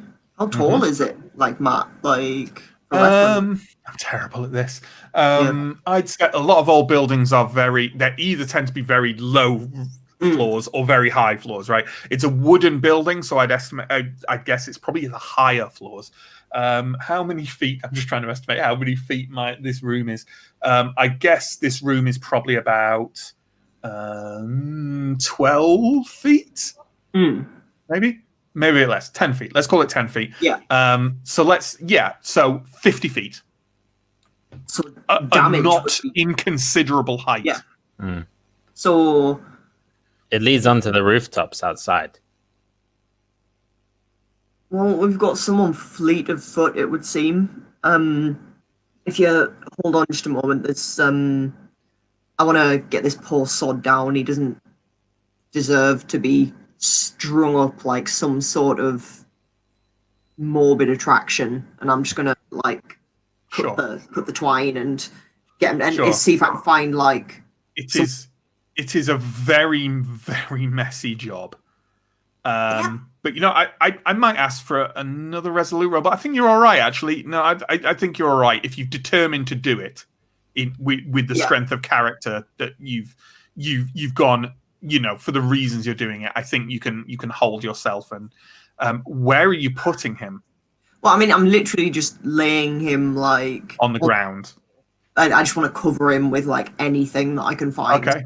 Yeah, there are like clothes that have been bundled and thrown to one side of the room, presumably his. I'm just gonna put that over him so he can at least have some in death. Not that I normally care about that. Sure. Can you give me a vigilant roll, please? Yes. And I'd say that while it's a disgusting task, and that might take a +1 to it because you're very close to the body. You're handling it's quite intimate. Yes, I make it. Just two digits on his. I'm not sure it says which hand. It does 2 digits on his left hand, which I will say are the smaller or the smaller. Yeah, smaller. Like the far digits from the thumb are kind of cut off near the base. Yeah. All right. I'm just gonna ask Rai. Do we know if the Flair takes like trophies of his victims? Because I'm fairly certain Vernon had all of his fingers when I last spoke to him. He was wearing gloves when you last spoke to him, so yeah. I wouldn't know. Yeah. Does it look okay? Does it look like it was done recently? Like, is there like a lot of blood coming from it, or only someone with Medicus would be able to make that roll. Steel has Medicus. Wait, we know that Steel has Medicus now because he treated. Yeah. You know, he's a field medic of sorts. Yeah. So I'm Steel. I mean, cover your nose and mouth if you will, but I need you to take a look at this. Oh, I'll peel myself into the room. Sure. I won't keep you for long. I just need you to. He's missing the digits on his hand. I need you to tell me whether this happened, at time of death, or if it's always been like this. Steel, when you go back in the room, it's certainly more tolerable now that he's not hanging up and dripping gore all over the floor. Yeah, you feel I'm also kind of trying to get into investigator mode as well. Yeah, you pulled yourself together a bit. Yeah. Are you just specifically looking at the hand, or are you trying to take in general details of the body? Or both. I'll try and do the full, like I said, investigative mode. Let's see if we can figure anything out. Sure. So you kind of kneel down by where Ephanair has laid the body. And can you give me a cunning roll, please? Oh, delightful. I made it. Hey, there we go. Okay. Well, this is going to take some time because you take a cursory look at the body and then things catch your eye and you start to kind of poke around, and it basically will take a while. Askarai and Ephanair, Steo seems quite absorbed. He kind of leans over the body and goes, "That's odd." and kind of starts looking around on it. Are you pestering him? Are you kind of doing something else in the room? Are you know, what are you doing? Go find his notebook. Need to know what he knows about whatever this is. I think I'm going to be near Steele, but I'm not going to be like talking or anything because like I'm intrigued in what's going on, but I know that he's a solitary man who would not want conversation right now as well. Sure. So let's hop between you. So yeah, Askarai, what are you doing in the room or outside the room? I think I might try and get some idea of the tracks. If there's a track of blood on the rooftop. Sure. Yeah. So absolutely. Do you want to give me a? You kind of clamber out. You can clamber out onto the roof if you want. Yeah. It's a little slippery. Do you want to give me a discreet roll at +3, please? Okay. I make it. I got a 7. Okay. Yeah, you find your footing just fine on the roof, and you kind of pace over. The blood splatters lead kind of all the way along the roof, and you peer over the edge where one of the buildings next door is like 1 story lower and has a kind of flat gravelled roof. And you peer over there and see that there is a kind of couple of, you can see even from this distance, there's a couple more splatters of blood leading off over that roof as well. Okay. You think this can be tracked, at least as far it can be tracked for some distance. Yeah. I'm going to make a note kind of mentally in my head of what building that is, where it is, and how to get to it from below. And then I'm going to head back inside, I think, for now. You could easily drop down from here onto it. It's only like a 10-foot drop, but you know, you might not want to do that right now. I thought it was like a jump across. If it's just a drop down. No. Most of the buildings in Thistlehold are like leaning against each other, sort of thing. You know, like it's a very packed town. It's an arsonist's dream. In that case, I will quickly head back to the window, just saying inside to F&A and Steo, I can track this a little bit. I'm going to try and I'll come back as soon as I can. I mean, it seems like this will be a longish job for Steo, so... Okay. We need to know all that we can. While Askarai heads off and does that, what is F&A doing? Not a whole lot, to be honest. She's literally just kind of like, she's kind of like sticking in the area, possibly kind of looking around. Just trying to kind of check out everything that Steo's not checking out. Yeah, well, because Steo had said to Askarai about finding notes, for example, but obviously Askarai is going to track these footprints. F&A pick that job up herself. Sure, okay. Well, just has no idea what she's looking for because she's sure. Well, why don't you give me a vigilant roll? And you've been in the room for a fair amount of time. It's not a huge room, so why don't you give me a vigilant roll at +3? Not to find specific things, but basically this is your check to see if the items are highlighted. You know, obviously glowing. Yeah. To see if yes, I make it. Otherwise, you'll have to hold down tab. So basically, the things that F&A kind of looks around, the things that catch her eye, is there's a number of that, like his desk is there and was clearly being worked on very recently. There's a number of kind of documents spread across it, a lot of which are splattered with blood, and there is a heap on the ground of entrails and skin. And the skin looks to have been removed from him in long, thin, very precisely cut strips. Like a kebab. Yeah. Oh.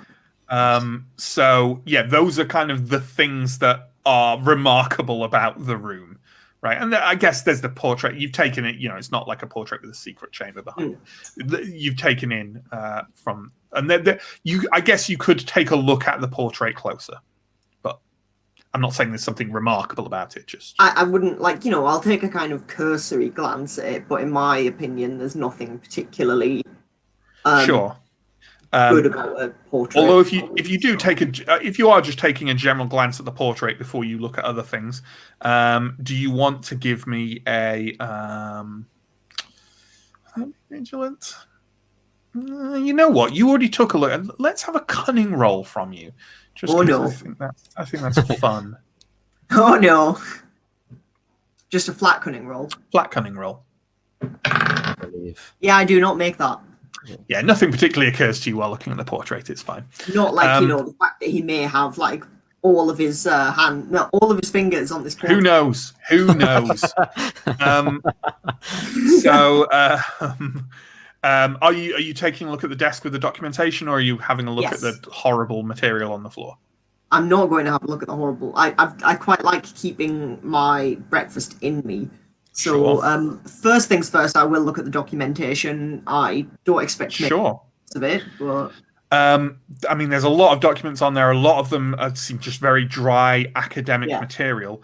But is this something you should be rolling for? Let me have a think. I'd almost be tempted to say for Ephania specifically, yes, because she wouldn't understand what the balls she was reading. But, no, I think it's kind of reasonable. I don't think you have to look for it. As you're kind of tramping around the desk, there are a number of documents on it. You can't.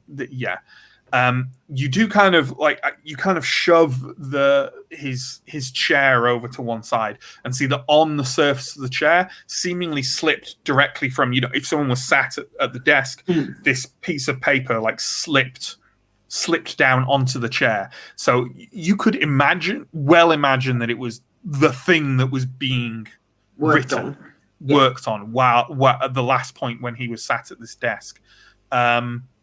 And I believe we actually have an image of it, although I completely forgot to remind John to definitely use it. But I think John will have it. There we go. A bloody letter. So spooky. I'd love it if you could read out those bits yourself, but I think it's just a bit too lo-fi to be able to do that. Yeah. So what in future with things like this, I might have it ready to Discord it to you guys so you can use it in the thing. But for the purposes of this, I'll read out. Now, obviously you can't read out all of it. I will read out these sections, okay? And every time there's a gap, because you can only see the fragments of sentences, I'll do a bit of a gesture, okay, and kind of indicate that there's a gap. So it reads as follows. Dear Master Nightpitch, I know that we seldom see eye to eye, but let me, and that the skull of the king was shown to you. Numerous sources have told me. Infects all who touch it, infects with the power of corruption. You appear to have escaped its destructive powers. Maybe you never held it. How the atrocities and the killings are connected to all this, I cannot claim to know, but from a reliable source, I have heard that. There you go. Okay, I will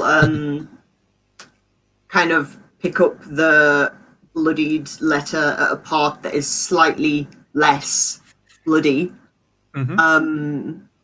and just kind of wave it a bit. Sure. In the futile hopes copiously on the floor. It's not soaked through anymore. The blood, a lot of the blood splattered around has kind of started to dry. Yeah. So it's clearly this didn't happen moments before you ran in. So I'm just gonna go over to Steo and say, Steo, sorry to interrupt you. Just found some correspondence here. Looks like Vernon was speaking to a guy who, I mean, I can only read bits of it. It's worth interjecting at this point when you say there's only one Nightpitch in this town, and it's Mayor Nightpitch. Yeah. Okay. I forgot his name. There we go. Let's not pretend I forgot that. Looks like he was corresponding with the mayor, who, it seems, from what I can glean in this letter, May have touched the crown. Oh, bollocks. And on that delightful note, Steo, can you give me a cunning roll, please? And given that you're taking, time and care to look at this, I'll give you a +1 on it. Yeah, I'll give you a +1 on the cunning roll. Cunning is not my dump stat, but it's close to it. I feel. Okay. You think you could? Well, here's an interesting point where we could potentially insert a little rule we've been gestating. I don't normally prompt players for this, right?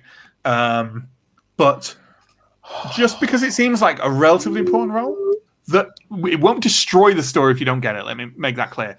Would you like to spend an XP? I will. It's not for an auto success, is it? It's just for a reroll. I will begrudgingly buy a reroll. Okay. Yeah, that feels like it should be a reroll with a plus or something at least. I don't know. I like the fact that it's like it's a big old gamble. It's a huge gamble, and it's literally a gamble because this is more or less a coin toss. Sure. Oh, mobile phone, don't fail me now. I'm going to shake the phone.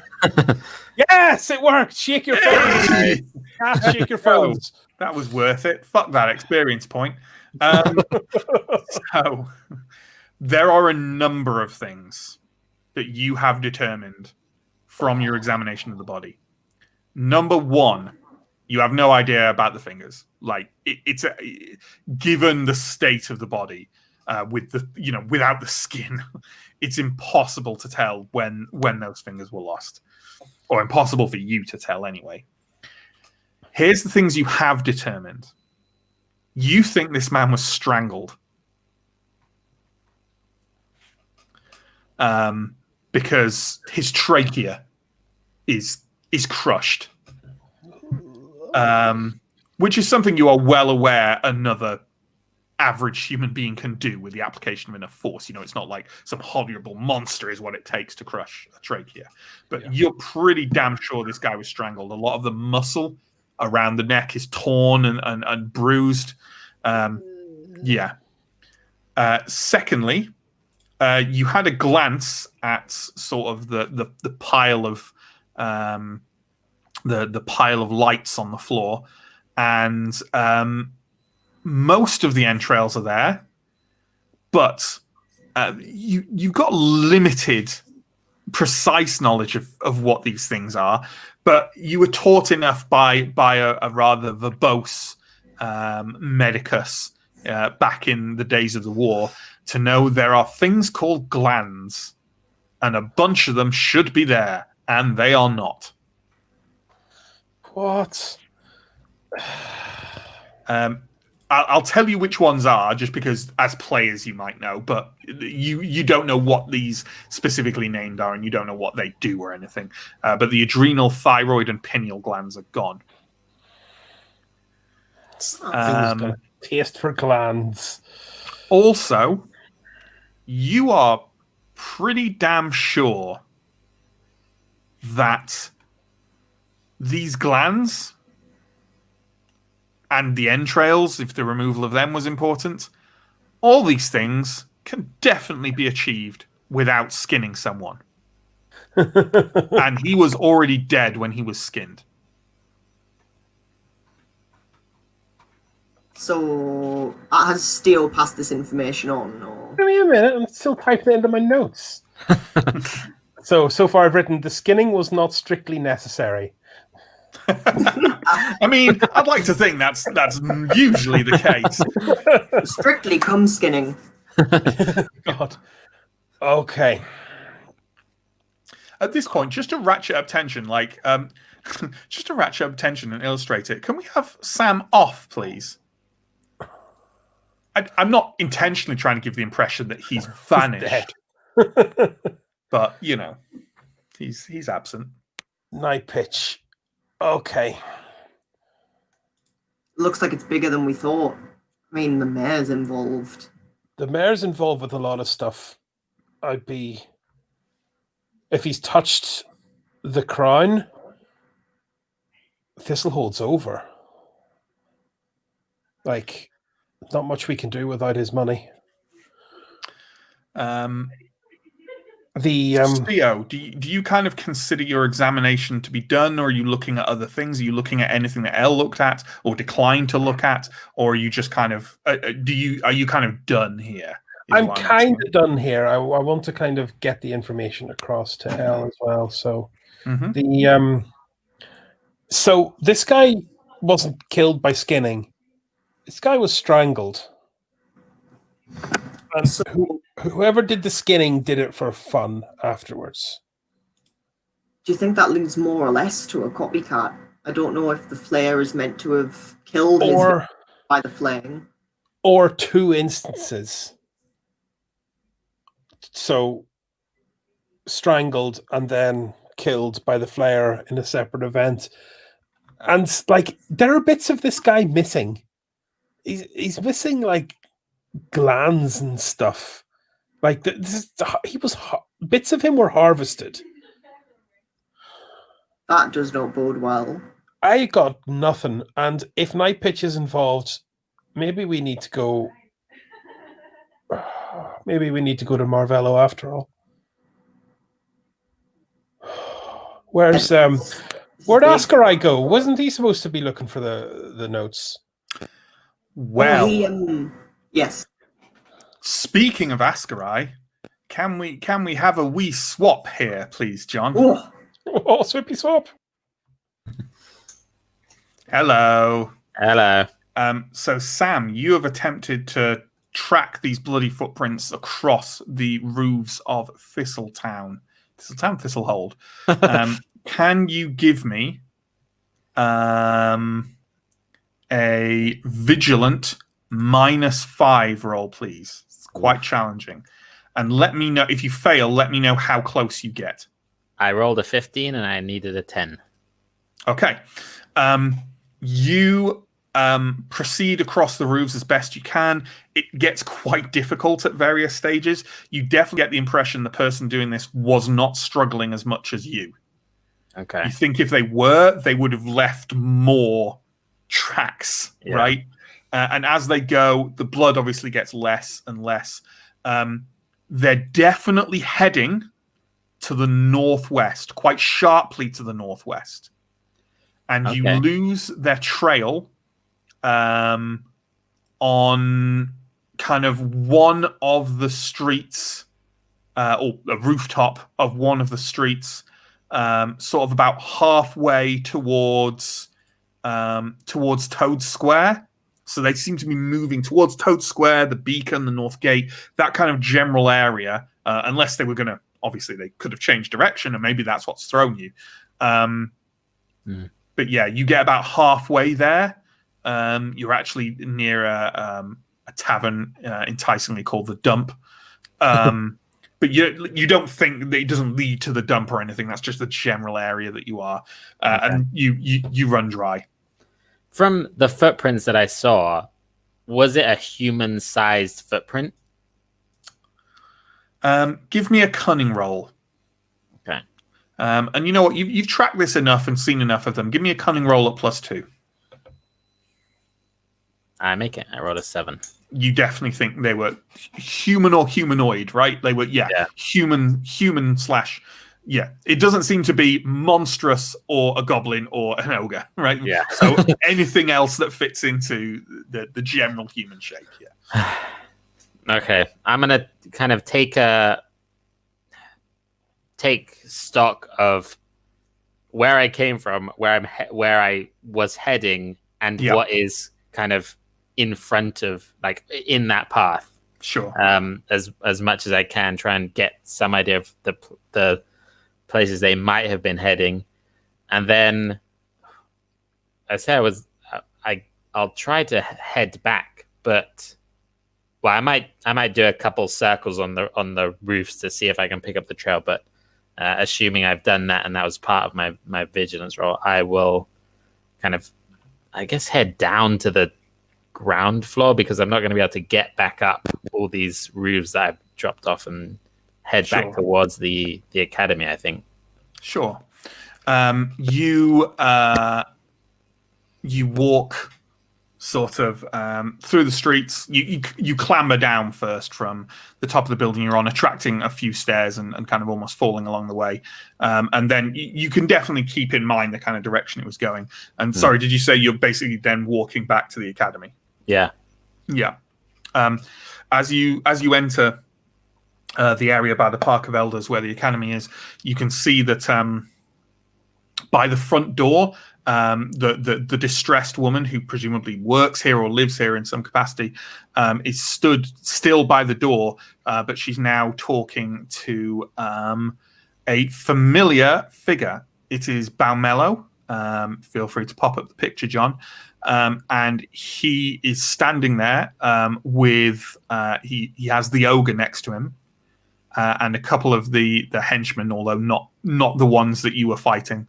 And he also has a boy of about 20, maybe, a kind of quite thin, worn-looking boy of about 20 in quite ragged clothes who he's holding on a leash.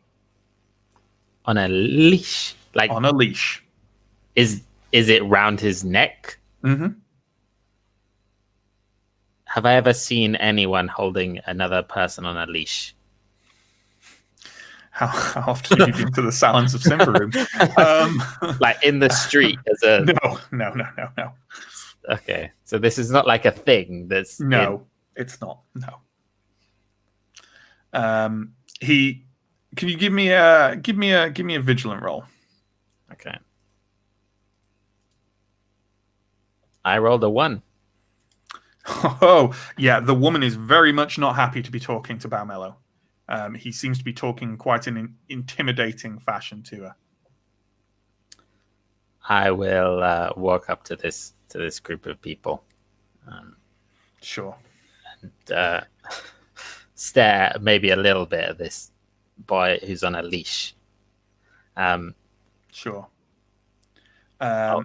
Balmello kind of, as you walk up, the woman turns and says, "Oh, this is one. How did you?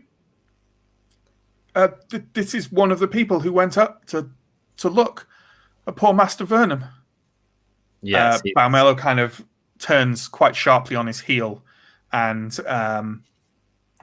kind of takes you in. And as he does, the ogre kind of leans over and says something in his deep voice quietly into Balmello's ear.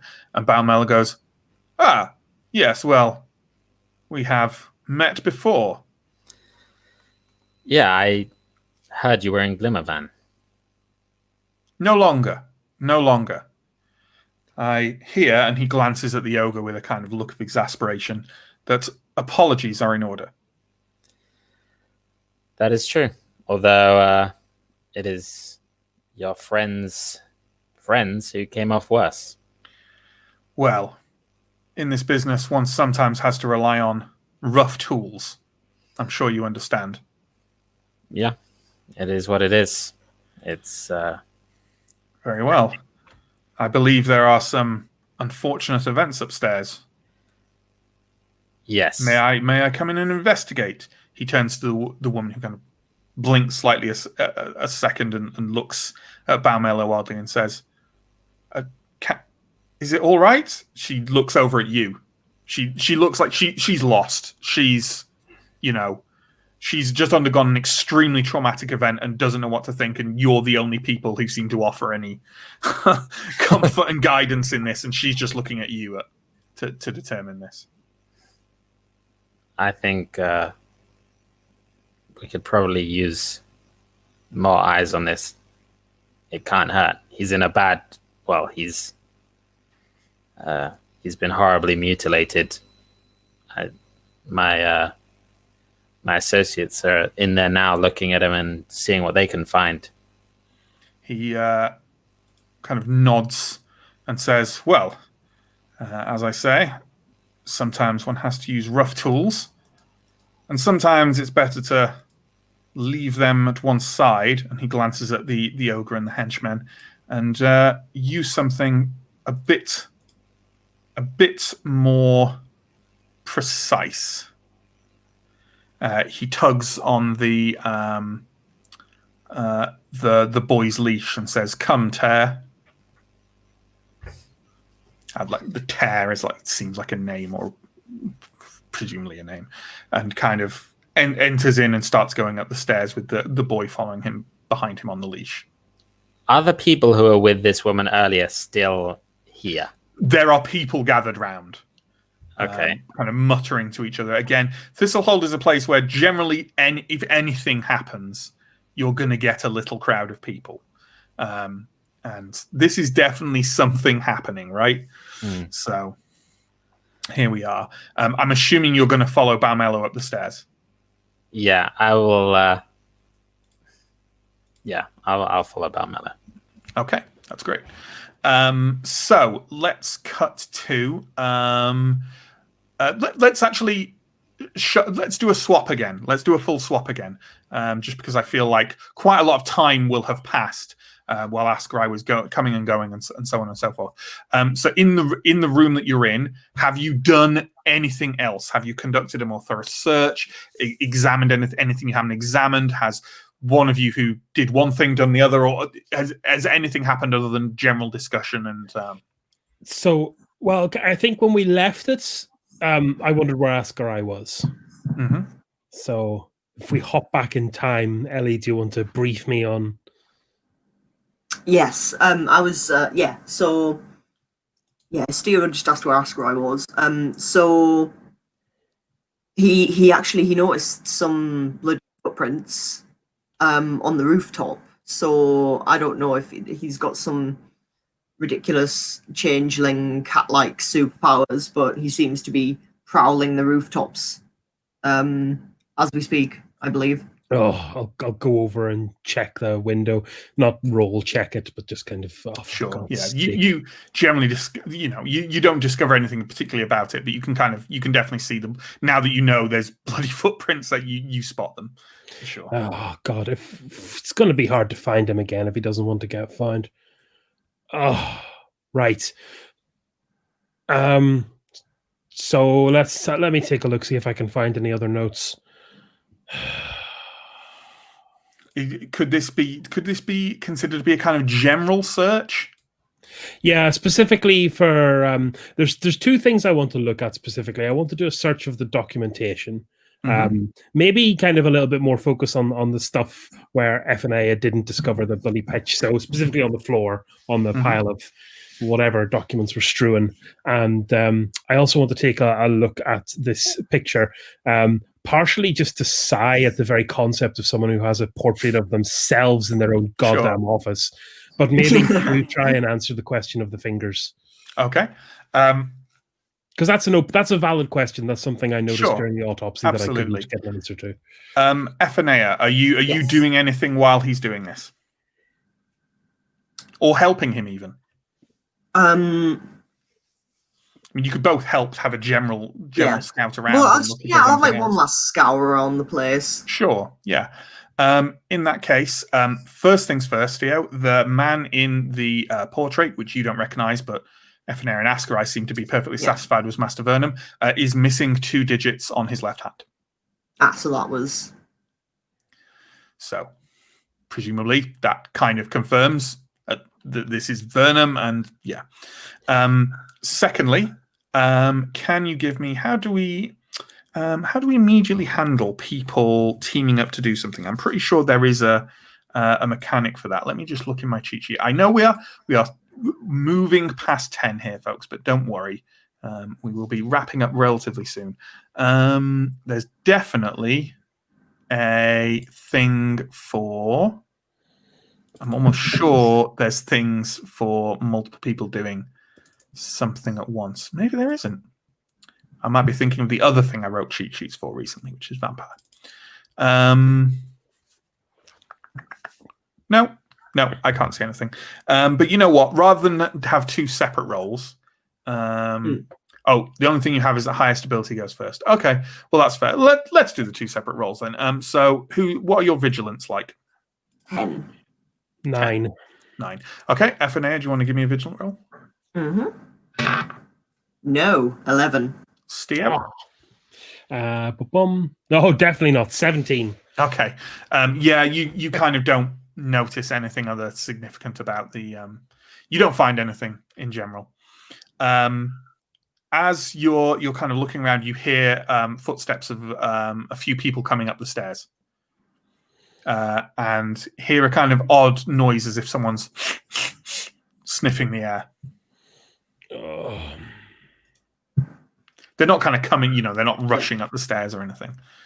I'll just make sure that someone else has been made aware of what's happened. City guard, maybe. Yeah, let's greet them outside so they don't lose their lunch. Aye.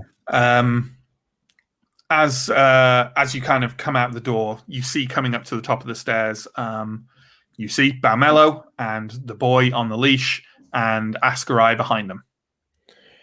Well, Ascarai found something. Balmello kind of takes you both in and says, "Ah, yes, you two. May I?" And he kind of encourages the boy who is sniffing the air to come past you and into the room. I'll open the door and let him in, and just with a look on my face that probably a surprise, I suppose, is the best word for it. Okay. I think I probably look pissed off. Sure. And there's a boy on a leash. Yeah. The boy is kind of who's very bedraggled but seems willing, is sniffing around the room madly, and kind of it definitely scrabbles on the floor beneath the desk, and it's kind of sniffing away for something. Balmello kneels over and kind of takes a kind of a stick out of his pocket and starts poking through the entrails and the skin. He kind of turns round and takes a glance at the skinned body, looks at it a bit closer and goes, "What did you find?" This man has been flayed. He's missing his glands. And also, regarding our previous assignment in which we worked together, we believe the mayor is involved. I'm saying that to Ascarai. So it's Balmello that asked the question. I'm talking to Ascarai. Sure. He says, "Interesting. Boy, what did you find?" The boy kind of turns around and proffers something small to Balmello, who takes it and goes, So I can make two observations. One, it seems we are destined to work together again. And secondly, he pokes one of the reams of skin with his stick and holds it up, and you can see as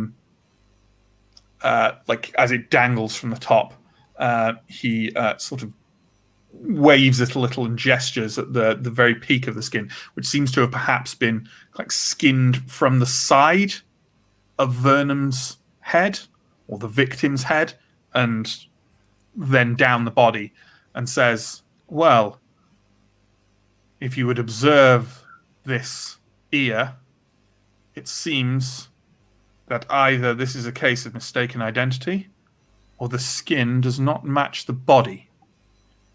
The ear is almost certainly elven."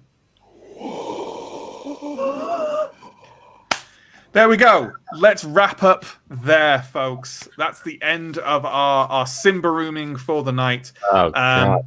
Thank you for joining us. We're running a little bit late, so if any of our players want or need to hop off, they are more than welcome to do so. Myself and John and any of the players who want to will hang around and field any comments, any questions, any of anything. And while we wait for those to be flagged up by John, I'll just say my customary thank you to John, thank you to the players, Chris, Elle, and Sam, who have done a wonderful job as always. We'll have Mike back next week, so that'll be great. And again, our promotional gubbins, right? There's social media stuff down below. There's a Patreon down below. If you want to support us, that is most appreciated.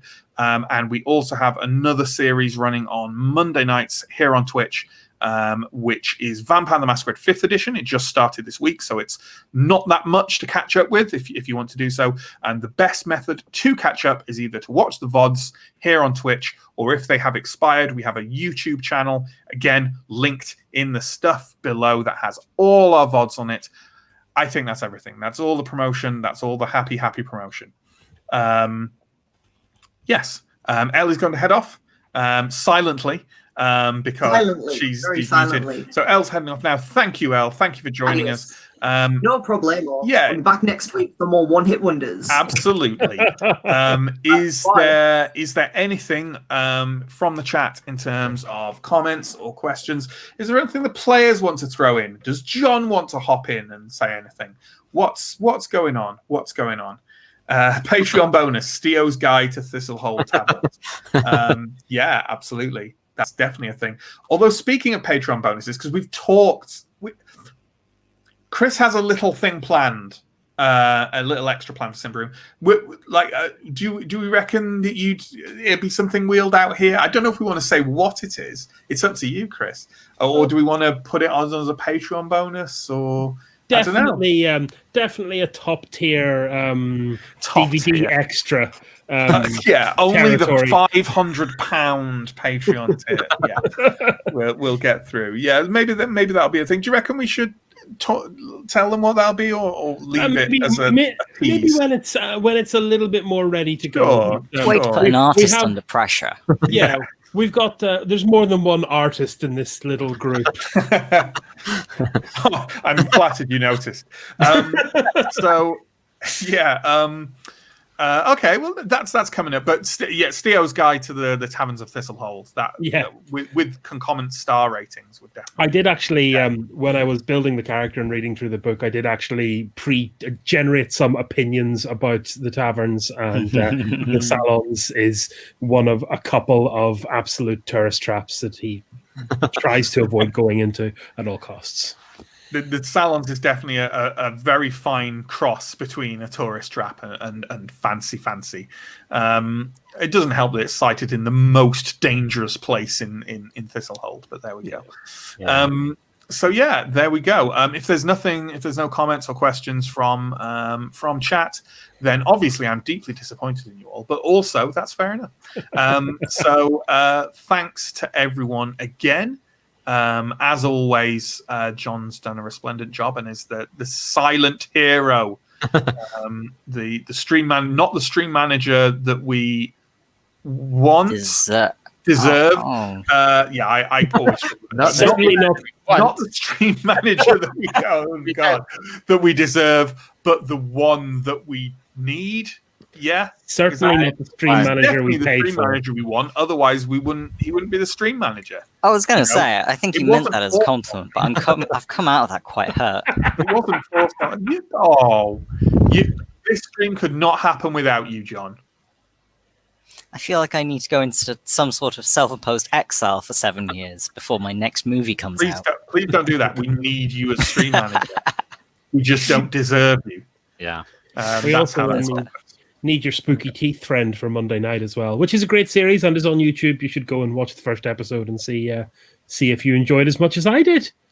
Yeah, absolutely. Very good. Absolutely. Yeah. And thanks everyone.